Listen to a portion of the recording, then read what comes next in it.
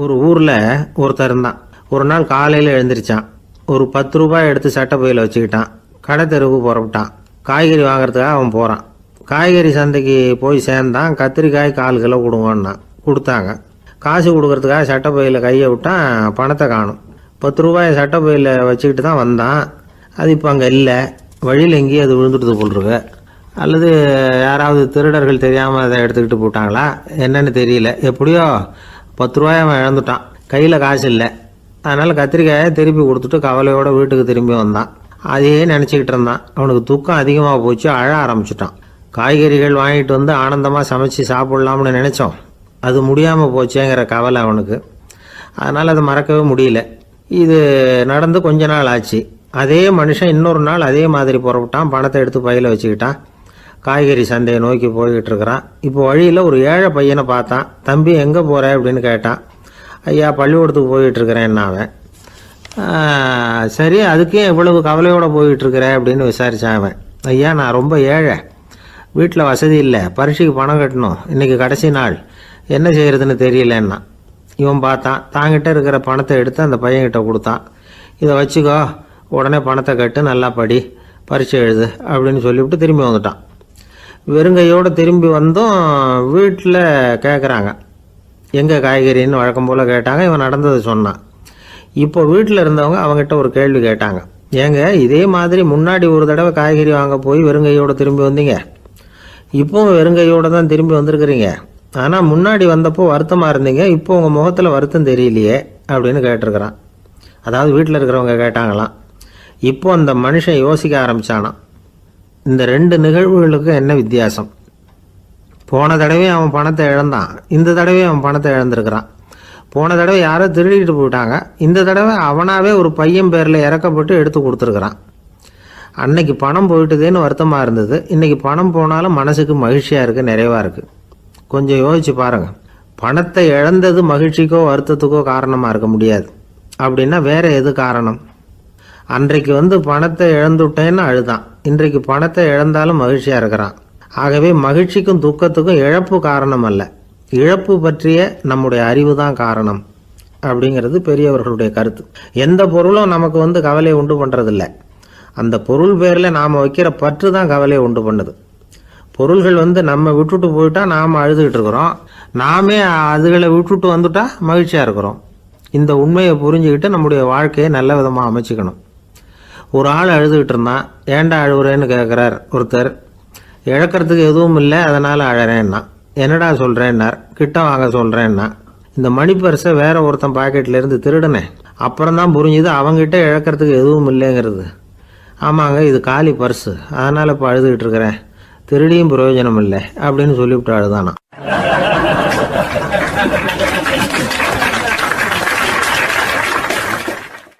ஒரே ஒரு ஊர், அந்த ஊருக்கு பேர் கொடையாளிப்பட்டி. அந்த பேருக்கு தகுந்த மாதிரி தான் அந்த ஊர் மக்களும். யார் என்ன கேட்டாலும் இல்லைன்னு சொல்லாமல் கொடுப்பாங்க. கொடையாளிகள் நிறைந்த ஊர். இனாமா மட்டும் இல்லை, கடனாகவும் பணம் கொடுப்பாங்க. யாருக்காவது அவசரமாக பணம் தேவைப்பட்டதுன்னு வச்சுக்கோங்க, அந்த ஊருக்கு போய் வாங்கிக்கலாம். பத்திரம் தேவையில்லை, சாட்சி தேவையில்லை, ஜாமீன் தேவையில்லை, எந்த உத்தரவாதமும் கேட்காம பணம் கொடுத்துருவாங்க. நம்மளால் ஒருத்தனுக்கு பணம் தேவைப்பட்டது, சொந்த பந்தமெல்லாம் கேட்டு பார்த்தா யாரும் கொடுக்குற வழியாக தெரியல. எல்லாரும் அவங்கவுங்க சௌரியத்தை பார்க்குறவங்க, அடுத்தவங்க சௌரியத்தை பற்றி கவலைப்படாதவங்க. இவன் எல்லாரையும் கேட்டு பார்த்துட்டு சோர்ந்து போய் உக்காந்துட்டான். அந்த நேரம் தான் கொடையாளிப்பட்டியை பற்றி கேள்விப்பட்டான். அப்படி ஒரு ஊர் இருக்கிறது தெரிஞ்சதும் அந்த ஊருக்கு வழி கேட்டுக்கிட்டு ஒரு நாள் புறப்பட்டு போனான். வயல்காட்டு வழியாக போக வேண்டியிருந்தது. மெதுவாக நடந்து ஊர் எல்லைக்கு வந்துட்டான். 2 பக்கமும் விவசாய வேலைகள் மும்முரமாக நடந்துக்கிட்டு இருக்குது. ஏர் உழுதுகிட்டு இருக்கிறாங்க. அப்போ அங்கே ஒரு ஆளை பாம்பு கடிச்சுட்டுது. பக்கத்தில் வேலை செஞ்சுக்கிட்டு இருந்தவங்க ஓடி வந்தாங்க. அவசரமாக செய்ய வேண்டிய முதல் உதவியெல்லாம் செஞ்சு பார்த்தாங்க, பலன் இல்லை. அந்த ஆள் செத்து போட்டான். அவன் செத்து விட்டான்னு தெரிஞ்சதும் அவனை தூக்கி வரப்பு மேலே போட்டுட்டு எல்லாரும் அவங்கவுங்க வேலையை கவனிக்க ஆரம்பிச்சிட்டாங்க. அங்கே ஒரு ஆள் இவனை பார்த்து சொன்னான். ஐயா நீங்கள் போகிற வழியில் இவன் சொந்தக்காரன், இவனுக்கு சோறு கொண்டுகிட்டு வருவான், இவன் இங்கே செத்துட்டான்னு அவங்ககிட்ட சொல்லிவிடுங்க அப்படின்னா. இவனுக்கு ரொம்ப ஆச்சரியம். என்னடா இது, பாம்பு கடிச்சுட்டுதுன்னதும் பதறி அடிச்சுக்கிட்டு ஓடி வந்தாங்க, செத்துட்டான்னதும் பேசாமல் தூக்கி போட்டுட்டு போயிட்டாங்க அப்படின்னு நினச்சிக்கிட்டே நடந்து போகிறான். எதிரில் சோறு கொண்டுக்கிட்டு ஒரு ஆள் வந்தான். இவன் விவரத்தை சொன்னான். அங்கே உங்கள் சொந்தக்காரன் பாம்பு கடிச்சு செத்து போட்டான் அப்படின்னா. அவன் கொஞ்ச நேரம் அமைதியாக நின்னான். அதுக்கப்புறமா அங்கேயே வரப்பில் உட்காந்து கொண்டுகிட்டு வந்த சோத்தை தானே சாப்பிட்டு முடித்தான். பேசாமல் எழுந்திரிச்சு திரும்பி போயிட்டான். கொஞ்சம் கூட பதறல, அழலை. இப்படியும் ஒரு ஊரா அப்படின்னு நினச்சி ஆச்சரியப்பட்டுக்கிட்டே இவன் ஊருக்குள்ளே போனான். ஒரு பெரிய மனுஷனை பார்த்து பணம் கேட்டான். அவரும் இவனோட பேரையும் ஊரையும் மட்டும் விசாரிச்சுக்கிட்டு தேவையான பணத்தை கொடுத்துட்டார். பணத்தை வாங்கிட்ட பிறகு தன்னுடைய மனசை அரிச்சிக்கிட்டு இருந்த அந்த விஷயத்தை பற்றி கேட்டான். ஐயா, வழியில் ஒருத்தன் செத்துட்டான், அவனை அப்படியே தூக்கி வரப்பில் போட்டுட்டு எல்லாரும் வயல்வெளி வேலைகளை பார்த்துக்கிட்டு இருக்கிறாங்களே அப்படின்னா. இதுக்கு அந்த பெரியவர் சொன்னார், ஆமாம் அப்படி தான் செய்வோம், வேலை முடிஞ்சு வீட்டுக்கு திரும்புகிறப்போ அவனை தூக்கிட்டு வந்து அடக்கம் பண்ணிடுவோம் அப்படின்னார். ரொம்ப ஆச்சரியமாக இருக்கே அப்படின்னா. ஏன் உங்கள் ஊரில் யாராவது செத்துட்டா என்ன பண்ணுவீங்க அப்படின்னு கேட்டார். என்ன இப்படி கேட்குறீங்க, எங்கள் ஊரில் எல்லாம் பணத்தை தூக்க விட மாட்டாங்க, ஒப்பாரி வைப்பாங்க, கட்டி புரண்டு அழுது புலம்பி தீர்த்துருவாங்க அப்படின்னா. இவன் பெரியவர் பார்த்தார். அவங்ககிட்ட கொடுத்த பணத்தை லபக்குன்னு பறிச்சுக்கிட்டார். திருப்பி வாங்கிட்டார். இவன் பதறி போய் நிற்கிறான். அவர் சொன்னார், பணத்தையே விட மாட்டேன்னு கட்டுப்பிடிச்சி அழுதா நான் கொடுத்த பணத்தை மட்டும் எப்படி திருப்பி கொடுக்க போகிறேன், போயிட்டு வா அப்படின்னு விரட்டி விட்டாரான். இந்த கதையை நண்பர் ஒருத்தர் சொன்னார். கதை வேடிக்கையாக தெரிஞ்சால் கூட இதில் கருத்து உண்டு. பணம் பிணம் இது ரெண்டையுமே விடுறதுக்கு அவ்வளவு சுலபமாக மனம் வர்றதில்லை. இந்த ரெண்டு விஷயங்கள்லேயும் அறிவார்ந்த செயல்பாடு தேவை. ஒரு பேருந்து மரத்தில் மோதி விட்டுது. எல்லாரும் அடிபட்டு முனைகிட்டு கிடக்கிறாங்க. டிரைவர், கண்டக்டர் இவங்களுக்கும் அடி. அவங்களும் ஒரு பக்கம் கிடக்கிறாங்க. ஒரு மூலையில் கிடக்கிற ஒருத்தன் மெதுவாக முக்கி முனகி கண்டக்டர்னு சத்தம் போடுறான். கண்டக்டர் மெதுவாக நகர்ந்து அவங்ககிட்ட போய் என்னன்னு விசாரிக்கிறார். அவன் ரொம்ப சிரமப்பட்டு வாயை திறந்து ஒரு 15 காசு சில்லற பாக்கி அப்படின்னானான்.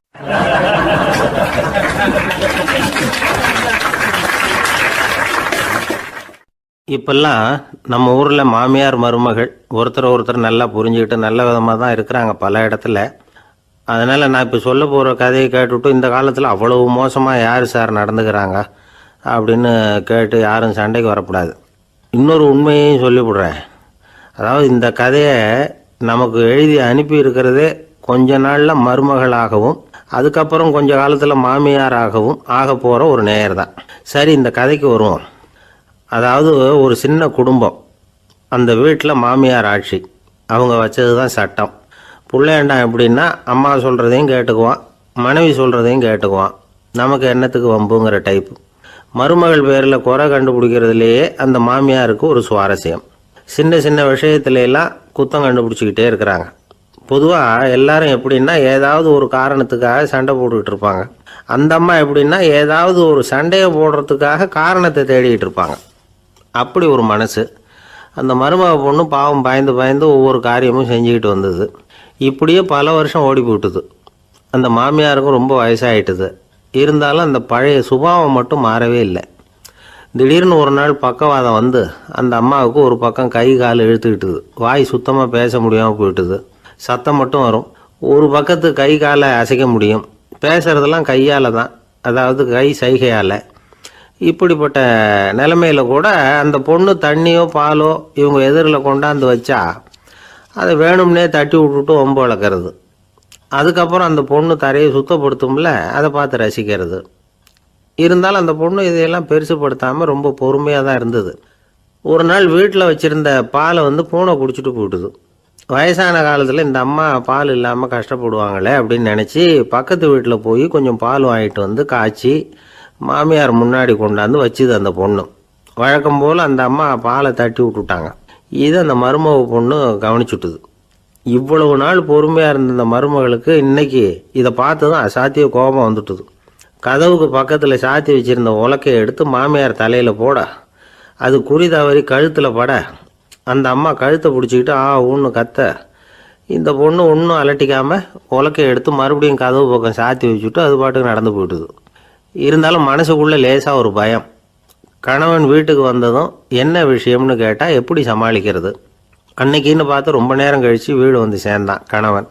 உடனே அந்த அம்மா புகார் பண்ண ஆரம்பிச்சுட்டுது. பேச்சு தான் வராத, அதனால் ஒரு பக்கத்து கையால் சைகை காட்டுது. கதவுக்கு பக்கத்தில் இருந்த உலக்க பக்கமாக கையை நீட்டி காட்டி அப்படியே அந்த கையை தன் கழுத்துக்கு பின்பக்கமாக சுற்றி காட்டி நாக்கை வெளியில் நீட்டி நடந்த விஷயத்த புரிய வைக்கிறதுக்கு முயற்சி பண்ணுது. இவனுக்கு ஒன்றும் புரியல. என்ன சொல்கிறாங்க அம்மா அப்படின்னு மனைவிகிட்ட கேட்குறான். அதுக்கு அந்த பொண்ணு ரொம்ப புத்திசாலித்தனமா, என்னங்க உங்கள் அம்மா சொல்கிறது உங்களுக்கு இன்னும் புரியலையா? அவங்க உங்களை பார்த்து என்ன சொல்கிறாங்கன்னா, ஏன்டா உலக்க மாதிரி நிற்கிற, சாக போகிற எனக்கு சங்கிலி எதுக்கு, என் கழுத்தில் கிடக்கிற இந்த சங்கிலியை கழட்டி என் மருமக கழுத்தில் போடுறா அப்படின்னு சொல்கிறாங்க அப்படின்னு தான். ஓ அப்படியா விஷயம்னு சொல்லி அம்மா கழுத்தில் இருந்த சங்கிலியை எடுத்து மனைவி கழுத்தில் போட்டுட்டு, அம்மா உன் விருப்பப்படியே போட்டாச்சு, இனிமேலாவது நிம்மதியாக படுத்து தூங்கு அப்படின்னு சொல்லிவிட்டு உள்ளே போயிட்டான். பார்த்தீங்களா கதையை? அதனால தான் மாமியார்கள் சைகை காட்டுறதுன்னா கூட இனிமேல் ஜாக்கிரதையாக இருக்கணும்.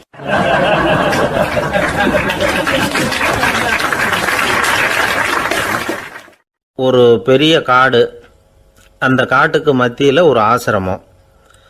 அங்கே ஒரு முனிவர் இருந்தார்.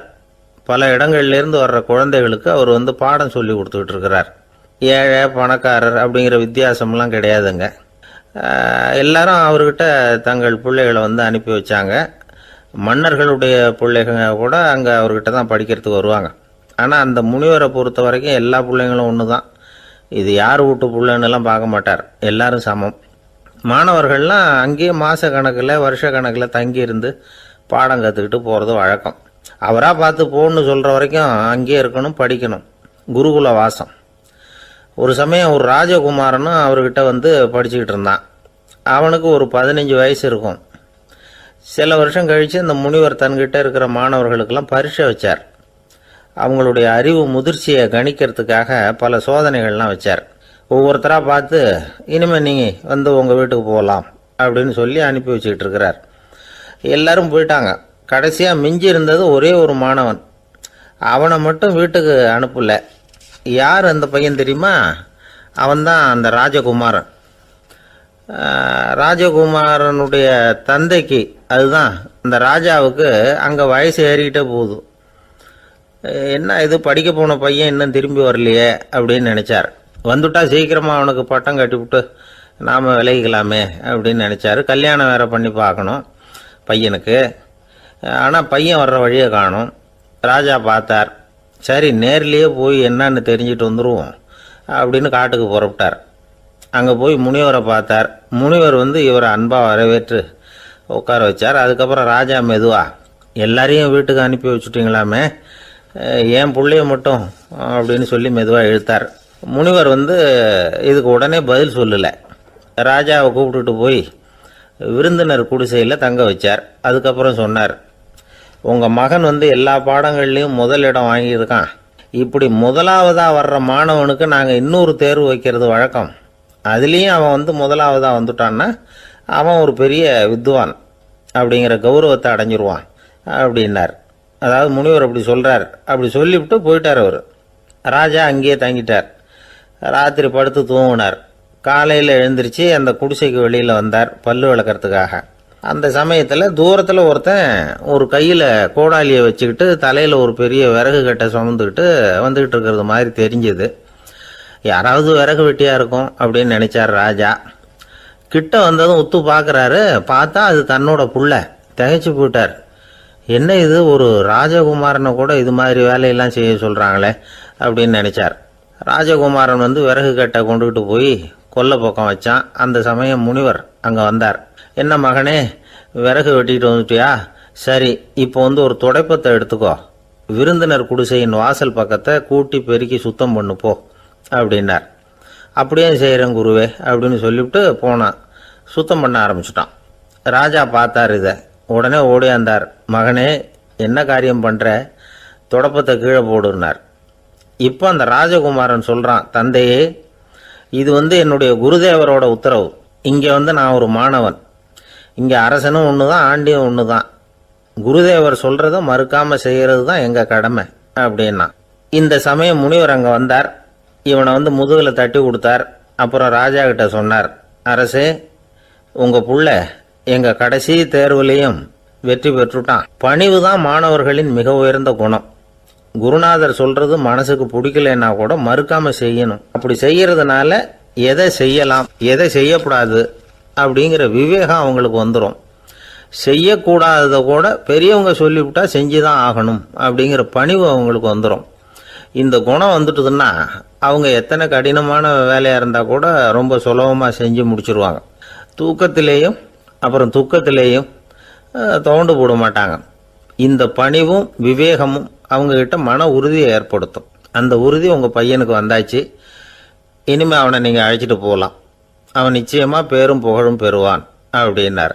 ராஜா அவரை பார்த்து, குருதேவா புரிஞ்சுக்கிட்டேன், என்னை மன்னிக்கணும் அப்படின்னாரு. அதுக்கப்புறம் மகனை அழைச்சிக்கிட்டு நாட்டுக்கு திரும்பி வந்துட்டார்.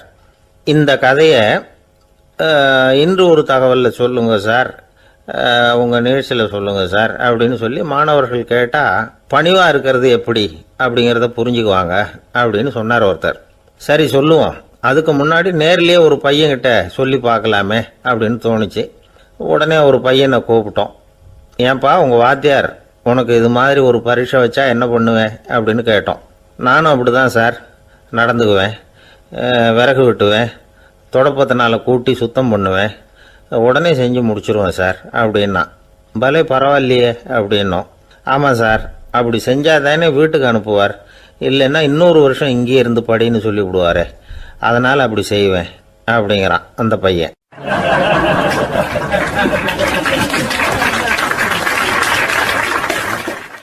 இந்த உலகத்தில் உண்மையாகவே வேதாந்தம் பேசுகிறவங்களும் உண்டு. உள்ளுக்குள்ளே வேற மாதிரி இருந்துக்கிட்டு வெளியில் வேதாந்தம் பேசுகிறவங்களும் உண்டு. ஒரு ஆள் இருந்தார். அவரும் ஒரு கடை வச்சு வியாபாரம் பண்ணிக்கிட்டு இருந்தார். மகா கஞ்சன், யாருக்கும் எந்த உதவியும் செய்ய மாட்டார். எச்சில் கையென்ன ஈர கையை கூட உதற மாட்டார். அப்படிப்பட்ட மனுஷன். அந்த ஊருக்கு ஒரு முனிவர் வந்துக்கிட்டு இருந்தார். வருஷத்துக்கு ஒரு தடவை வருவார். ஒரு நாள் 2 நாள் இருப்பார், அப்புறம் போயிடுவார். அந்த முனிவர் வர்றப்போலாம் இந்த ஆள் எழுந்திரிச்சு ஓடி போய் அவரை வரவேற்பான். ரொம்ப பெரிய வேதாந்தி மாதிரி அவர்கிட்ட பேசிக்கிட்டு இருப்பான். காயமே இது பொய், வெறும் காற்றடைத்த பையும்மா, தர்மம் தலைகாக்கும்மா. பணம் என்ன சார் பணம், இன்னைக்கு ஒருத்தன் கையில் இருக்கும், நாளைக்கு ஒருத்தன் கையில் இருக்கும், எல்லாம் மாயம். எனக்கு தான் இன்னமும் இந்த சம்சார பந்தத்திலிருந்து விடுபடுறதுக்கு நேரம் வரலேம்மா. அந்த முனிவரும் இந்த ஆள் இப்படி சொல்கிறத கேட்ட உடனே, ஏப்பா அப்படி சொல்கிற, இப்போ கூட நீ சரின்னு சொல்லு, உனக்கு தீட்சை கொடுத்து இதிலிருந்து விடுபடுற ஞானத்தை போதிக்கிறேன் பார். உடனே அந்த ஆள் என்ன சொல்லுவான் தெரியுமா? ஐயோ சாமி, இப்போ அது எப்படிங்க முடியும், பிள்ளைங்கள்லாம் சின்ன சிறுசுங்க, அதுகளுக்கெல்லாம் ஒரு கல்யாணம் காட்சின்னு செஞ்சு கடமையை முடிச்சுட்டா நீங்கள் சொல்கிறபடி செஞ்சு விடலாமா. சரி, இன்னும் முனிவர் போயிடுவார். அடுத்த வருஷம் வருவார். இவன் வழக்கம் போல் வேதாந்தம் பேசுவான். சரி தீட்சை கொடுக்குறேன் வா அம்பார். பேரம் பேத்தியை பார்க்கணும், கோர்ட்டில் கேஸ் ஒன்று இருக்குது, அது முடியணும் அப்படின்னு தயங்க ஆரம்பிச்சிருவான். எல்லாம் சொல்லுவான், ஆனால் குடிக்கிறதுக்கு தண்ணி கூட கொடுக்க மாட்டான். ரொம்ப வருஷம் கழித்து மறுபடியும் ஒரு நாள் அந்த ஊருக்கு முனிவர் வந்தார். இவன் கடைக்கு வந்தார். அப்புறம் அங்கே கல்லாவில் நம்ம ஆள் இல்லை, அவன் புள்ள தான் உட்காந்துருக்கிறான். அப்பாவை போலவே புள்ளையும் எழுந்திரிச்சு ஓடியாந்து முனிவரை வரவேற்றான். அப்பா எங்கன்னு விசாரிச்சார் முனிவர். ஐயோ அதை ஏன் கேட்குறீங்க சாமி, உங்ககிட்ட தீட்சை வாங்கி இந்த சம்சார பந்தத்திலேருந்து விடுதலை பெறணும்னு சொல்லிக்கிட்டே இருப்பார், அது நிறைவேறாமலே போய் சேர்ந்துட்டார். போன மாதம் ஒரு நாள் திடீர்னு நெஞ்சு வலிக்குதுன்னார், அவ்வளோதான் போட்டுன்னு போயிட்டார் அப்படின்னு புலம்புனான் பையன். இதை கேட்டதும் முனிவர் சிரிச்சாரான். அவன் எங்கடா போவான், உன் அப்பா எங்கேயும் போகல, இதோ வாழை ஆட்டிக்கிட்டு உன் காலடியிலே இருந்துக்கிட்டு இருக்கான் பார் அப்படின்னு சொல்லி அங்கே நின்றுக்கிட்டு இருந்த ஒரு நாயை சுட்டி காட்டினாரான். என்ன சாமி சொல்கிறீங்க அப்படின்னு ஆச்சரியமாக கேட்டிருக்கான் பையன். உடனே முனிவர் அந்த நாயோட தலையில் ஒரு தட்டு தட்டி பேசுகிறா அப்படின்னாரான். உடனே அந்த நாய் வேதாந்தம் பேச ஆரம்பிச்சுட்டு தான். காயமே இது போய் வெறும் காற்றடைத்த பை அப்படின்னு தான். முனிவர் சொன்னார், அடே இப்போவும் ஒன்றும் கெட்டு போகல, நீ விரும்புனா சொல்லு, உனக்கு தீட்சை கொடுத்து என் பின்னாடியே அழைச்சிட்டு போயிடுறேன், அங்கே அழைச்சிட்டு போய் உனக்கு ஞானத்தை போதிக்கிறேன், வர்றியா அப்படின்னு கேட்டிருக்கார். உடனே அந்த நாய் சொல்லிச்சான், ஐயோ அதை ஏன் கேட்குறீங்க சாமி, நான் உண்ணாமல் தின்னாமல் ஏராளமான சொத்து சேர்த்து வச்சுட்டேன். என் பிள்ளைங்க அதோட பெருமை தெரியாமல் ராத்திரி நேரம்லாம் கதவை திறந்து போட்டுட்டு தூங்கிடுவாங்க. அதனால் இப்படி நாயாக பிறந்து ராத்திரி பகலாக சுற்றி சுற்றி காவல் காத்துக்கிட்டு கிடக்கிறேன். இப்போ எப்படி சாமி வர முடியும் அப்படின்னு கேட்டுதான். அறியாமையிலேயே சுகம் கண்டு இப்படி இருக்கிற ஆளுங்களுக்கு எப்படி விடுதலை கிடைக்கும், எப்போ விடுதலை கிடைக்கும் அப்படின்னு கேட்குறார் தசாவதானி, திருக்குறள் பேர் ராமையா. அவர் கேட்குறது நியாயம் தானே. இந்த காலத்து பையன் ஒருத்தன் அப்பா கிட்ட சொன்னான், அப்பா இன்றைக்கி நான் 1 ரூபா மிச்சப்படுத்தி விட்டேன் அப்படின்னு. நானும் அப்படியா என்னடா பண்ணேன்னு கேட்டிருக்கார் அப்பா. டவுன் பஸ்ஸில் ஏறாமல் அது பின்னாடியே ஓடியாந்தேன், 1 ரூபா மிச்சம் தானே அப்படின்றான். அட பாவி, ஒரு ஆட்டோ பின்னாடி ஓடியாந்துருந்தா 10 ரூபா மிச்சமாயிருக்குமே, வேஸ்ட் பண்ணிட்டியே அப்படின்னாரான் அந்த அப்பா.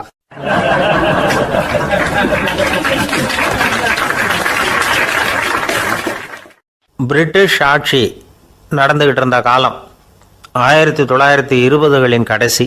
அப்போ நடந்த ஒரு உண்மை நிகழ்ச்சி இது. ஒரு கல்யாண மாப்பிள்ளை ரயிலில் வந்து இறங்க போகிறார்.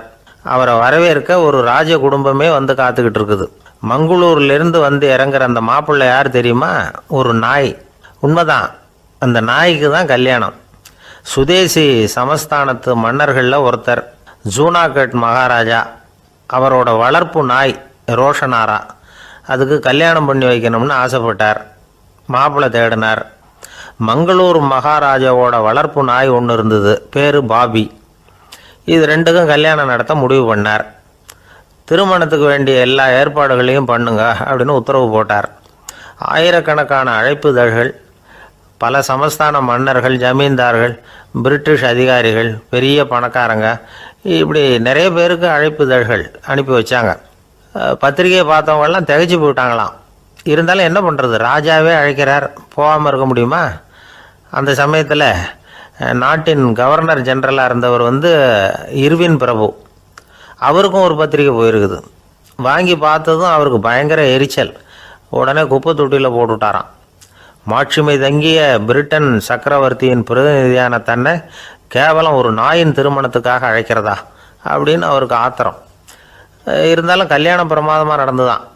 கல்யாணத்தன்னைக்கு பொண்ணுக்கு ஸ்பெஷல் குளியல், தண்ணீருக்கு பதிலாக வாசனை திரவியங்கள், பன்னீர், குளித்ததுக்கு அப்புறம் அலங்காரம், வைர மாலை, முத்து மாலை, ஏகப்பட்ட அலங்காரம்.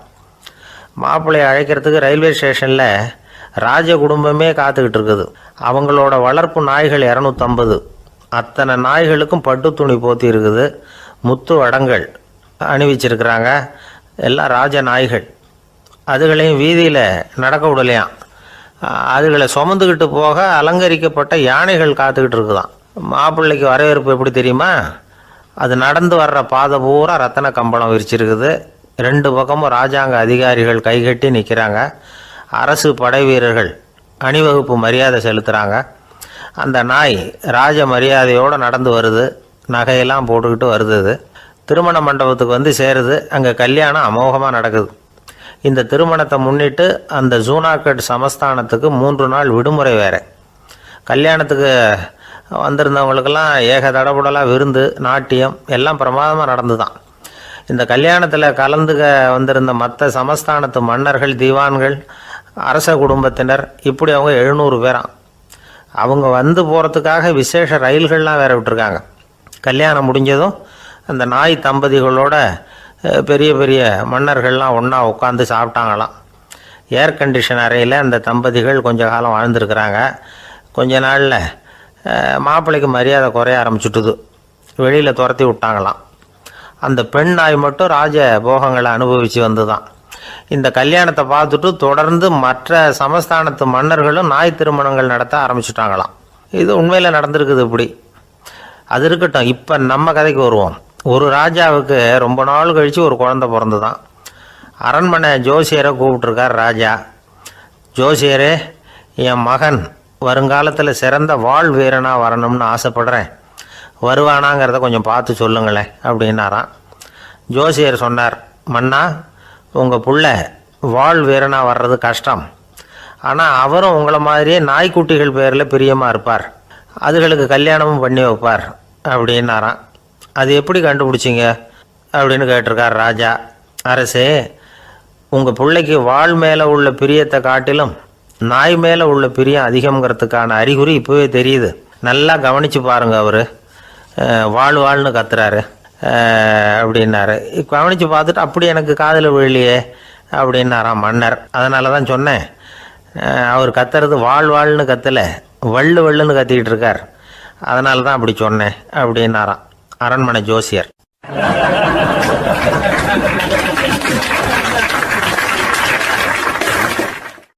ஒரு கடற்கரை ஓரம், அங்கே ஒரு சின்ன கிராமம். அந்த கிராமத்தில் ஒரு சின்ன பள்ளிக்கூடம். கடற்கரை ஓரத்தில் உள்ள ஒரு விடுதியில் ஓய்வுக்காக ஒருத்தர் வந்து தங்கியிருக்கிறார்.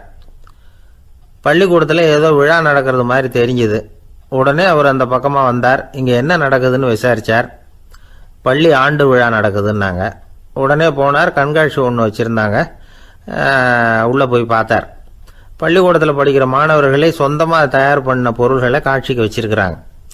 அந்த ஊர் மக்கள்லாம் அதை கூட்டம் கூட்டமாக போய் பார்த்துக்கிட்டு இருக்கிறாங்க. இவரும் ஆர்வமாக அதையெல்லாம் பார்த்துக்கிட்டே போகிறார். ஒரு இடத்துல ஒரு சின்ன ரயில் செஞ்சு வச்சுருந்தாங்க, மாணவர்களே தயார் பண்ணது. மின்சாரத்தால் அது ஓடுறது மாதிரி பண்ணி வச்சுருந்தாங்க. அதில் ஒரு சின்ன பொத்தான் இருக்கும், அது அமுக்குனா ரயில் ஓடும், சுற்றி சுற்றி வரும். மாணவர்கள் எதிரில் நின்று அதுக்கு விளக்கம் கொடுத்துக்கிட்டு இருக்கிறாங்க. இவர் அதை கவனித்தார், ரயில் ஓடுறத பார்த்தார். அங்கே நின்றுக்கிட்டு இருந்த மாணவர்கள்கிட்ட விளையாட்டாக கேட்டார், ஏன்பா இந்த ரயில் எதனால் ஓடுது அப்படின்னு கேட்டார். இவர் சக்தியினால் ஓடுது அப்படின்னாங்க மாணவர்கள். அது என்ன சக்தின்னு கேட்டார். அதுக்கு பேர் மின்சாரம் அப்படின்னாங்க. சரி, நீங்கள் மின்சாரத்தை பார்த்துருக்குறீங்களா அப்படின்னார். நாங்கள் பார்த்தது இல்லைங்க, ஆனால் இதை செய்யறதுக்கு எங்களுக்கு உதவி பண்ண ஆசிரியர் ஒரு பட்டதாரி, ஒரு கால் அவர் பார்த்துருக்கலாம் அப்படின்னாங்க. அவர் எங்கே இருக்காருன்னு கேட்டார். இதோ அழைச்சிட்டு வர்றோம்னு ஓடினாங்க. அவர் அழைச்சிட்டு வந்தாங்க. அவர்கிட்ட ஒரு பெரியவர் கேட்டார், மின்சாரத்தை நீங்கள் பார்த்துருக்குறீங்களா அப்படின்னு. மின்சாரத்தை பார்க்குறதாவது நான் பார்த்ததே இல்லை. நான் பார்த்தது அது செயல்படுற விதத்தை தான். அது விளக்கை எரிய வைக்குது, ரயிலை ஓட வைக்குது, இது மாதிரி எத்தனையோ எந்திரங்களை செயல்பட வைக்குது. ஆனால் உண்மையிலேயே அது என்னன்னு எனக்கு தெரியாது. ஒருவேளை இந்த பள்ளிக்கூடத்து தலைமை ஆசிரியருக்கு தெரிஞ்சிருக்கலாம், ஏன்னா அவர் ஒரு மேல்நிலை பட்டதாரி அப்படின்னாராம் அவர். சரின்னு போய் தலைமை ஆசிரியரை கூப்பிட்டுக்கிட்டு வந்தாங்க. அவர்கிட்டையும் இதே கேள்வியை கேட்டாராம் அவர். மன்னிக்கணும், இந்த கேள்வியை இதுவரைக்கும் யாரும் என்கிட்ட கேட்டதில்லை. சக்தியை யாரும் பார்க்க முடியாது, ஆனால் அது செயல்படும் விதத்தை தான் பார்க்க முடியும் அப்படின்னாராம் அவர். இப்போ இதுவரைக்கும் கேட்டுக்கிட்டு இருந்த பெரியவர் சிரித்தார். சிரிச்சுட்டு சொன்னாராம், சரி அதுக்காக ஒன்றும் கவலைப்படாதீங்க, என்னுடைய பெயர் தாமஸ் ஆல்வா எடிசன் அப்படின்னாராம். இதை கேட்டதும் அங்கே இருந்தவங்களுக்கெல்லாம் அதிர்ச்சி, ஆச்சரியம். என்னது, நீங்கள் தானே எடிசன்? நீங்கள் எவ்வளவு மின்சார கருவிகளை உண்டாக்கி இருக்கிறீங்க, நீங்களா இந்த கேள்வியை கேட்டது அப்படின்னாங்களாம். ஆமாம், நான் தான் கேட்குறேன், ஏன்னா நானே மின்சாரத்தை பார்த்தது கிடையாது அப்படின்னாராம் அவர். அன்புங்கிறது இப்படிப்பட்டது தாங்கிறார் ஓஷோ. அன்புங்கிறது நம்ம உடற்கூறு அமைப்பில் இல்லை, அது நம்ம உடம்புல உள்ள சுத்த சக்தியின் வெளிப்பாடு. அதை உணரத்தான் முடியுமே தவிர பார்க்க முடியாது. அன்பே உன்னை நான் என் இருதயத்தில் வச்சிருக்கிறேன் அப்படின்னுலாம் சொல்லுவான். இதெல்லாம் சும்மா. இது டாக்டர்கள் சொல்கிற இருதயம் கிடையாது. அது ரத்தத்தை தள்ளுகிற ஒரு கருவி, அவ்வளவுதான். ஞானிகள் சொல்லுகிற இதயம் வேற, அது கண்ணுக்கு புலப்படாத ஒரு சக்தி. என்னுடைய இதயம் ரொம்ப விசாலமானது சார் அப்படின்னார் ஒருத்தர். அப்படிங்களான்னு ரொம்ப மரியாதையா, ஆமாங்க டாக்டர் அப்படி தான் சொல்கிறார், கொஞ்சம் வீங்கி போய் பெருசாக இருக்குதான் அப்படின்னார்.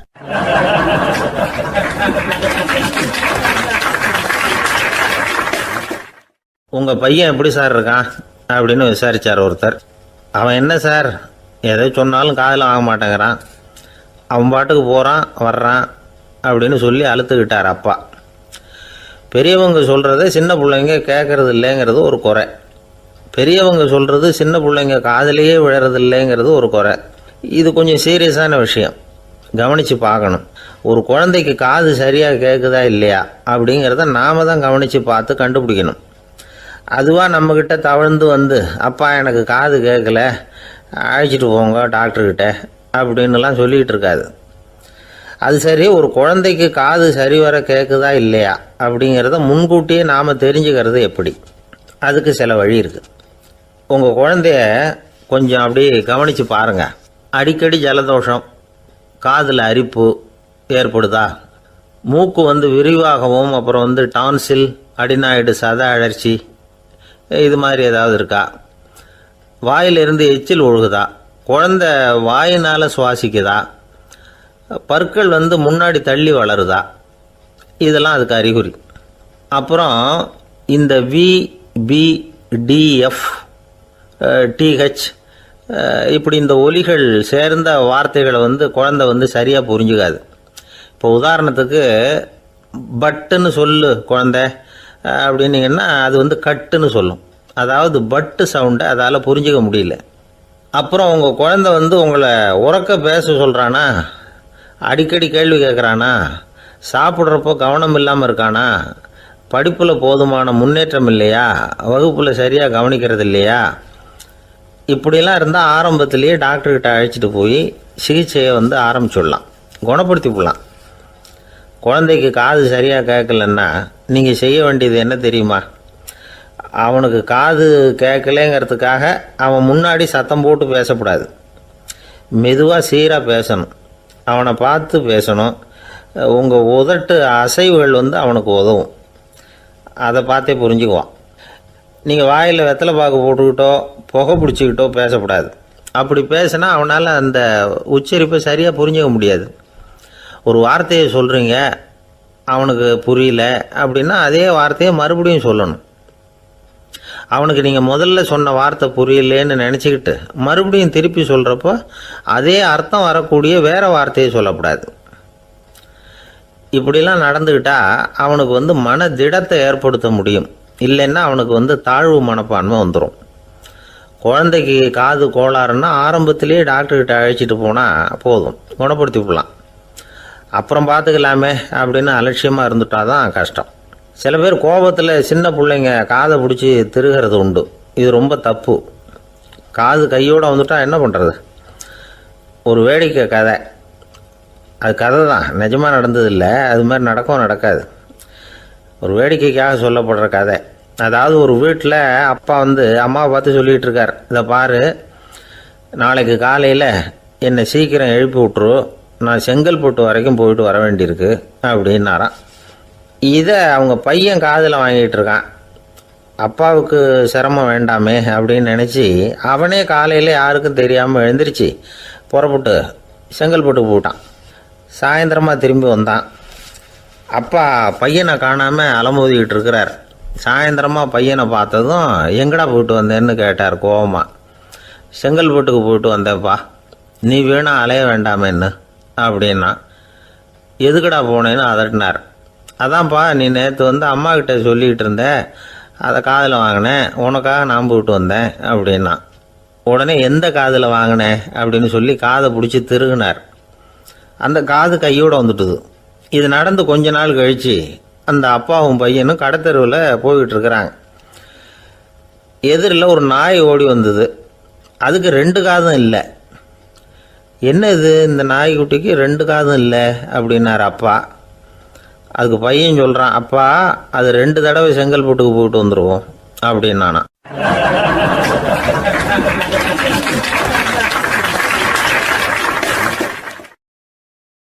ஒரே ஒரு ஊரில் ஒரு அம்மா இருந்தாங்க. அந்த அம்மாவுக்கு ஒரே ஒரு பிள்ளையாண்டான். அவனுக்கு ரொம்ப அக்கறையோடு கல்யாணம் பண்ணி வச்சாங்க. கல்யாணம் முடிஞ்சதும் மருமக பொண்ணு வீட்டுக்கு சேர்ந்தது. அப்பாடா, என் கடமை முடிஞ்சது, இனிமேல் அக்கடான்னு எங்கேயாவது ஒரு மூலையில் படுத்து கிடக்கலாம் அப்படின்னு நினச்சாங்க அந்த அம்மா. ஆனால் நினைக்கிறபடி எங்கே நடக்குது? அதுக்கப்புறம் தான் பிரச்சனையே ஆரம்பமாச்சு. மருமகள் குணம் சரியில்லை, ஒரு மாதிரி.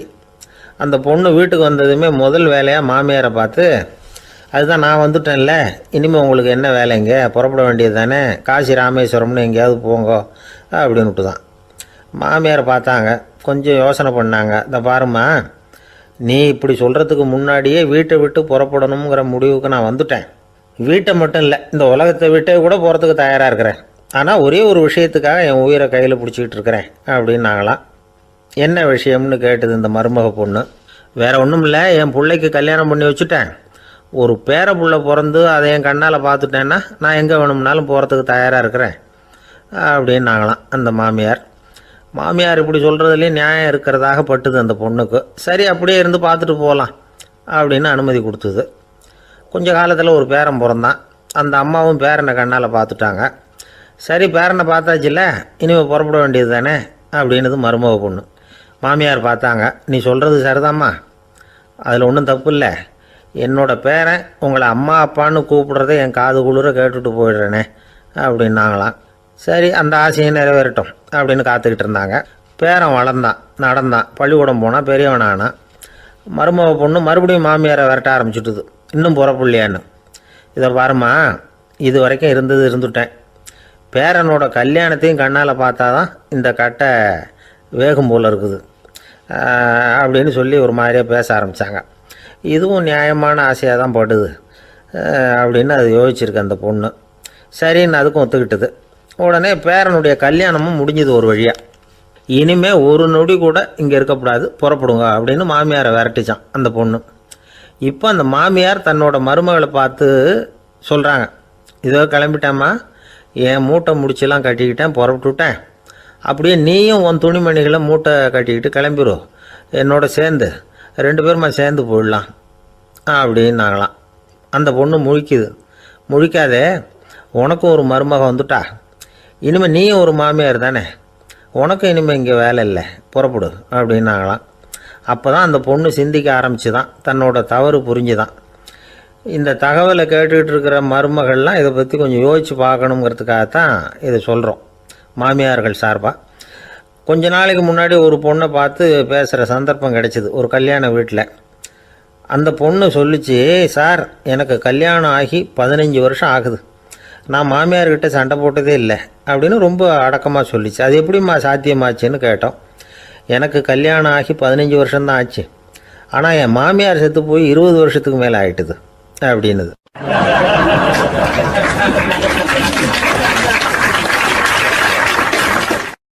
ஒரு அப்பாவுக்கு 2 பிள்ளைங்க.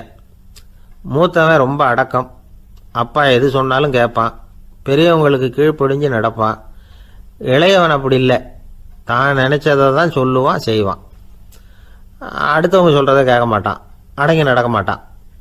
இந்த 2 பேரில் யாரை உங்களுக்கு பிடிக்கும்?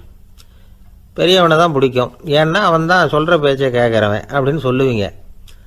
ஆனால் ஒரு ஞானி என்ன சொல்கிறார் தெரியுமா? ஒரு குழந்தை அதன் அறிவுக்காக மதிக்கப்பட வேண்டுமே தவிர அதனுடைய கீழ்ப்படியும் தன்மைக்காக அல்ல அப்படிங்கிறார்.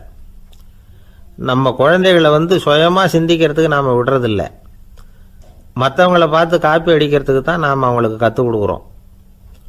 புகழ்பெற்ற மனிதர்கள் சிலருடைய பேரை சொல்லி நீயும் அவர் மாதிரி ஆகணும், இவர் மாதிரி ஆகணும் அப்படின்னு சொல்லிகிட்டே இருக்கிறோம். குழந்தைகள் தங்களுடைய தனித்தன்மையை வளர்த்துக்கிறதுக்கு நாம் தடையாக இருக்கிறோம்.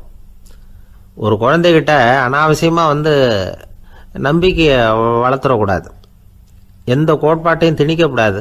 நாம் ஏற்கனவே அர்த்தமில்லாத கருத்துக்களையும் கொள்கைகளையும் மனசில் போட்டு நிரப்பி வச்சுருக்கிறோம். இந்த உலகத்துக்கு புதுசாக சேர்ந்திருக்கிற ஒரு குழந்தையின் தூய்மையான மனசில் நம்ம கருத்துக்களை அறிமுகம் செய்ய அல்லது திணிக்கிறதுக்கு நமக்கு எந்த அதிகாரமும் கிடையாது. ஒரு குழந்தைய நீ இந்த மதத்தை சேர்ந்தவன் அப்படின்னு பிறந்ததுமே ஒரு முத்திரை குத்தி போடுறோம். இது அதோட சுதந்திரத்தை ஆரம்பத்திலேயே கிள்ளி எறிகிறது மாதிரி தான். நீங்கள் ஒரு மதத்தின் வழிமுறைகளை கடைப்பிடிச்சிக்கிட்டு வர்றீங்க, அந்த வழியில் போய்கிட்டு இருக்கிறீங்க, சரி, அதனால் போகிறீங்க. அதுக்காக உங்கள் குழந்தையையும் அதே வழியில் தான் வரணும் அப்படின்னு கட்டாயப்படுத்துறதுக்கு உங்களுக்கு என்ன உரிமை இருக்குது? அந்த குழந்தை சுயமாக சிந்திச்சு ஒரு முடிவுக்கு வரட்டுமே, அதுக்கு நீங்கள் ஏன் தடையாக இருக்கிறீங்க? நமக்கு உண்மையிலேயே நம்ம குழந்தை மேலே அன்பு இருந்தால் இது மாதிரி திணிப்பு வேலைகளை செய்யக்கூடாது.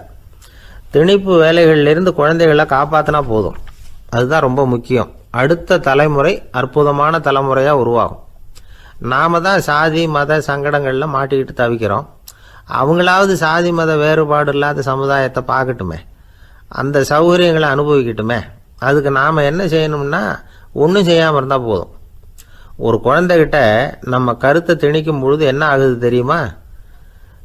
அது அவனை அவங்கிட்ட இருந்தே அப்புறப்படுத்தி விடுது, அவனுடைய தனித்தன்மையை அழிச்சுடுது, அவனை ஒரு எல்லைக்குள்ளே திணிச்சுடுது. இதெல்லாம் அன்புங்கிற பேரால் பெற்றோர்கள் செய்கிற தப்பு. இதெல்லாம் கேட்டுக்கிட்டு இந்த காலத்தில் அப்பா ஒருத்தர் சொன்னார், நான் கருத்துக்களை எல்லாம் என் பையன்கிட்ட திணிக்கிறது இல்லைங்க, ஆனால் அதிகமாக சாப்பிட சொல்லி கட்டாயப்படுத்துவேன் அப்படின்னார். உங்கள் வீட்டு சமையல் அவ்வளவு நல்லா இருக்குமான்னு கேட்டாங்க. நல்லா இருந்தால் நான் ஏன் அவனை சாப்பிட சொல்லி கட்டாயப்படுத்த போகிறேன் அப்படின்னார்.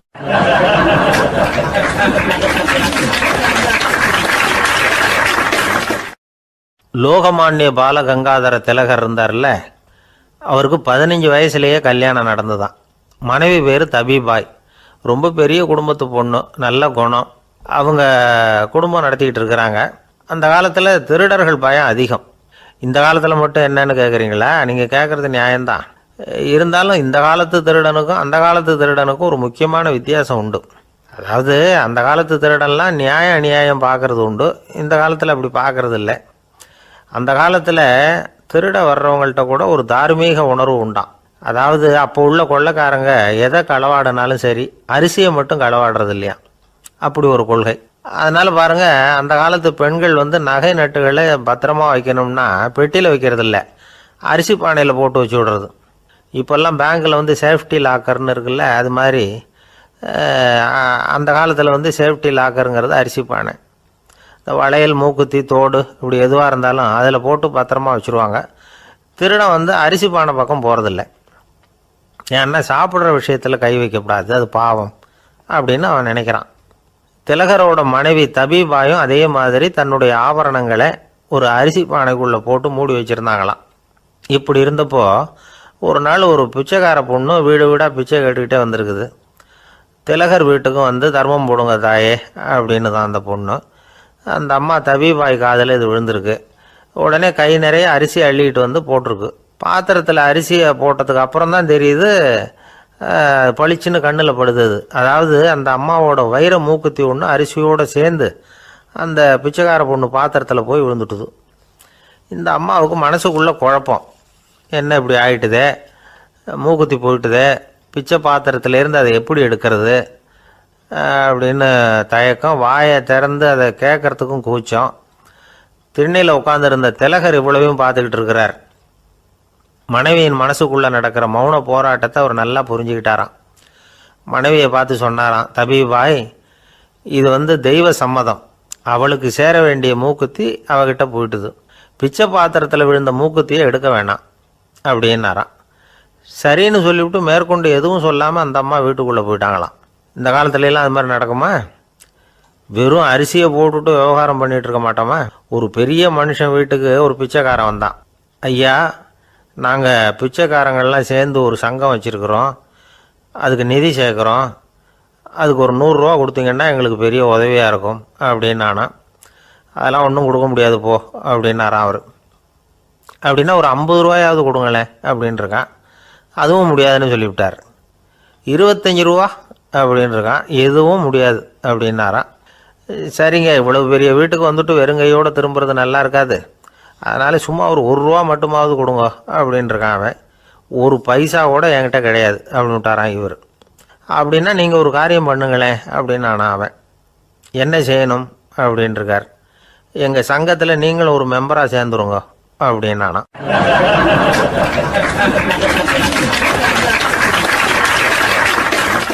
ஒரு ஊரில் ஒரு மன்னன் இருந்தான், கொடுங்கோல் மன்னன். நிறைய தொந்தரவு பண்ணிக்கிட்டு இருந்தான். அவன் ஒரு தடவை என்ன பண்ணான் தெரியுமா? ஒரு தப்பும் பண்ணாத ஒரு இளைஞனை பிடிச்சி ஜெயிலில் அடைச்சுட்டான். அந்த பையனோட சொந்தக்காரங்கள்லாம் ராஜா கிட்ட போனாங்க.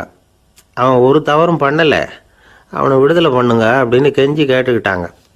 மன்னன் வந்து யோசனை பண்ணான். அந்த இளைஞனை கூப்பிட்டுக்கிட்டு வர சொன்னான். அவனை கொண்டாந்து ராஜா முன்னாடி நிறுத்தினாங்க.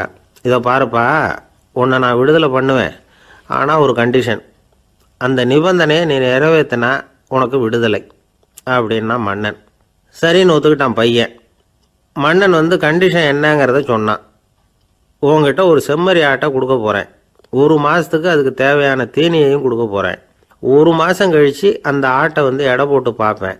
அந்த ஆட்டின் எடை கொஞ்சம் கூட கூடி இருக்கக்கூடாது. எடை கூடி இருந்தால் உனக்கு விடுதலை கிடையாது. என்ன சொல்கிற அப்படின்னா. பையனுக்கு ஒன்றும் புரியல, பயமாக போயிட்டுது. குழம்பிக்கிட்டே நின்றுக்கிட்டு இருக்கிறான். சரி, ஒரு நாள் டைம் தரேன், நல்லா யோசனை பண்ணி பார்த்துட்டு நாளைக்கு உன் முடிவை சொல்லு அப்படின்னா மன்னன். பையன் கவலையோடு வெளியில் வந்தான். அங்கே ஒரு பெரியவர் நின்றுக்கிட்டு இருந்தார். அவர்கிட்ட விஷயத்தை சொன்னான். அந்த பெரியவர் இந்த பையனுக்கு காதோட காதாக ஒரு வழியை சொல்லி கொடுத்தார். அதை கேட்டதும் பையன் மறுபடியும் மன்னன் முன்னாடி வந்து நின்னா, உங்கள் நிபந்தனையை ஏற்றுக்கிறேன்னு சொன்னான். மன்னன் வந்து ஒரு ஆட்டுக்குட்டியையும் அதுக்கு 1 மாதத்துக்கு தேவைப்படுற தீவனத்தையும் கொடுக்கும்படியாக உத்தரவு போட்டான். கொடுத்தாங்க, ஓடிட்டு போயிட்டான். 1 மாதம் தினமும் தவறாமல் அந்த தீவனத்தை ஆட்டுக்குட்டிக்கு போட்டுக்கிட்டு இருக்கிறான்.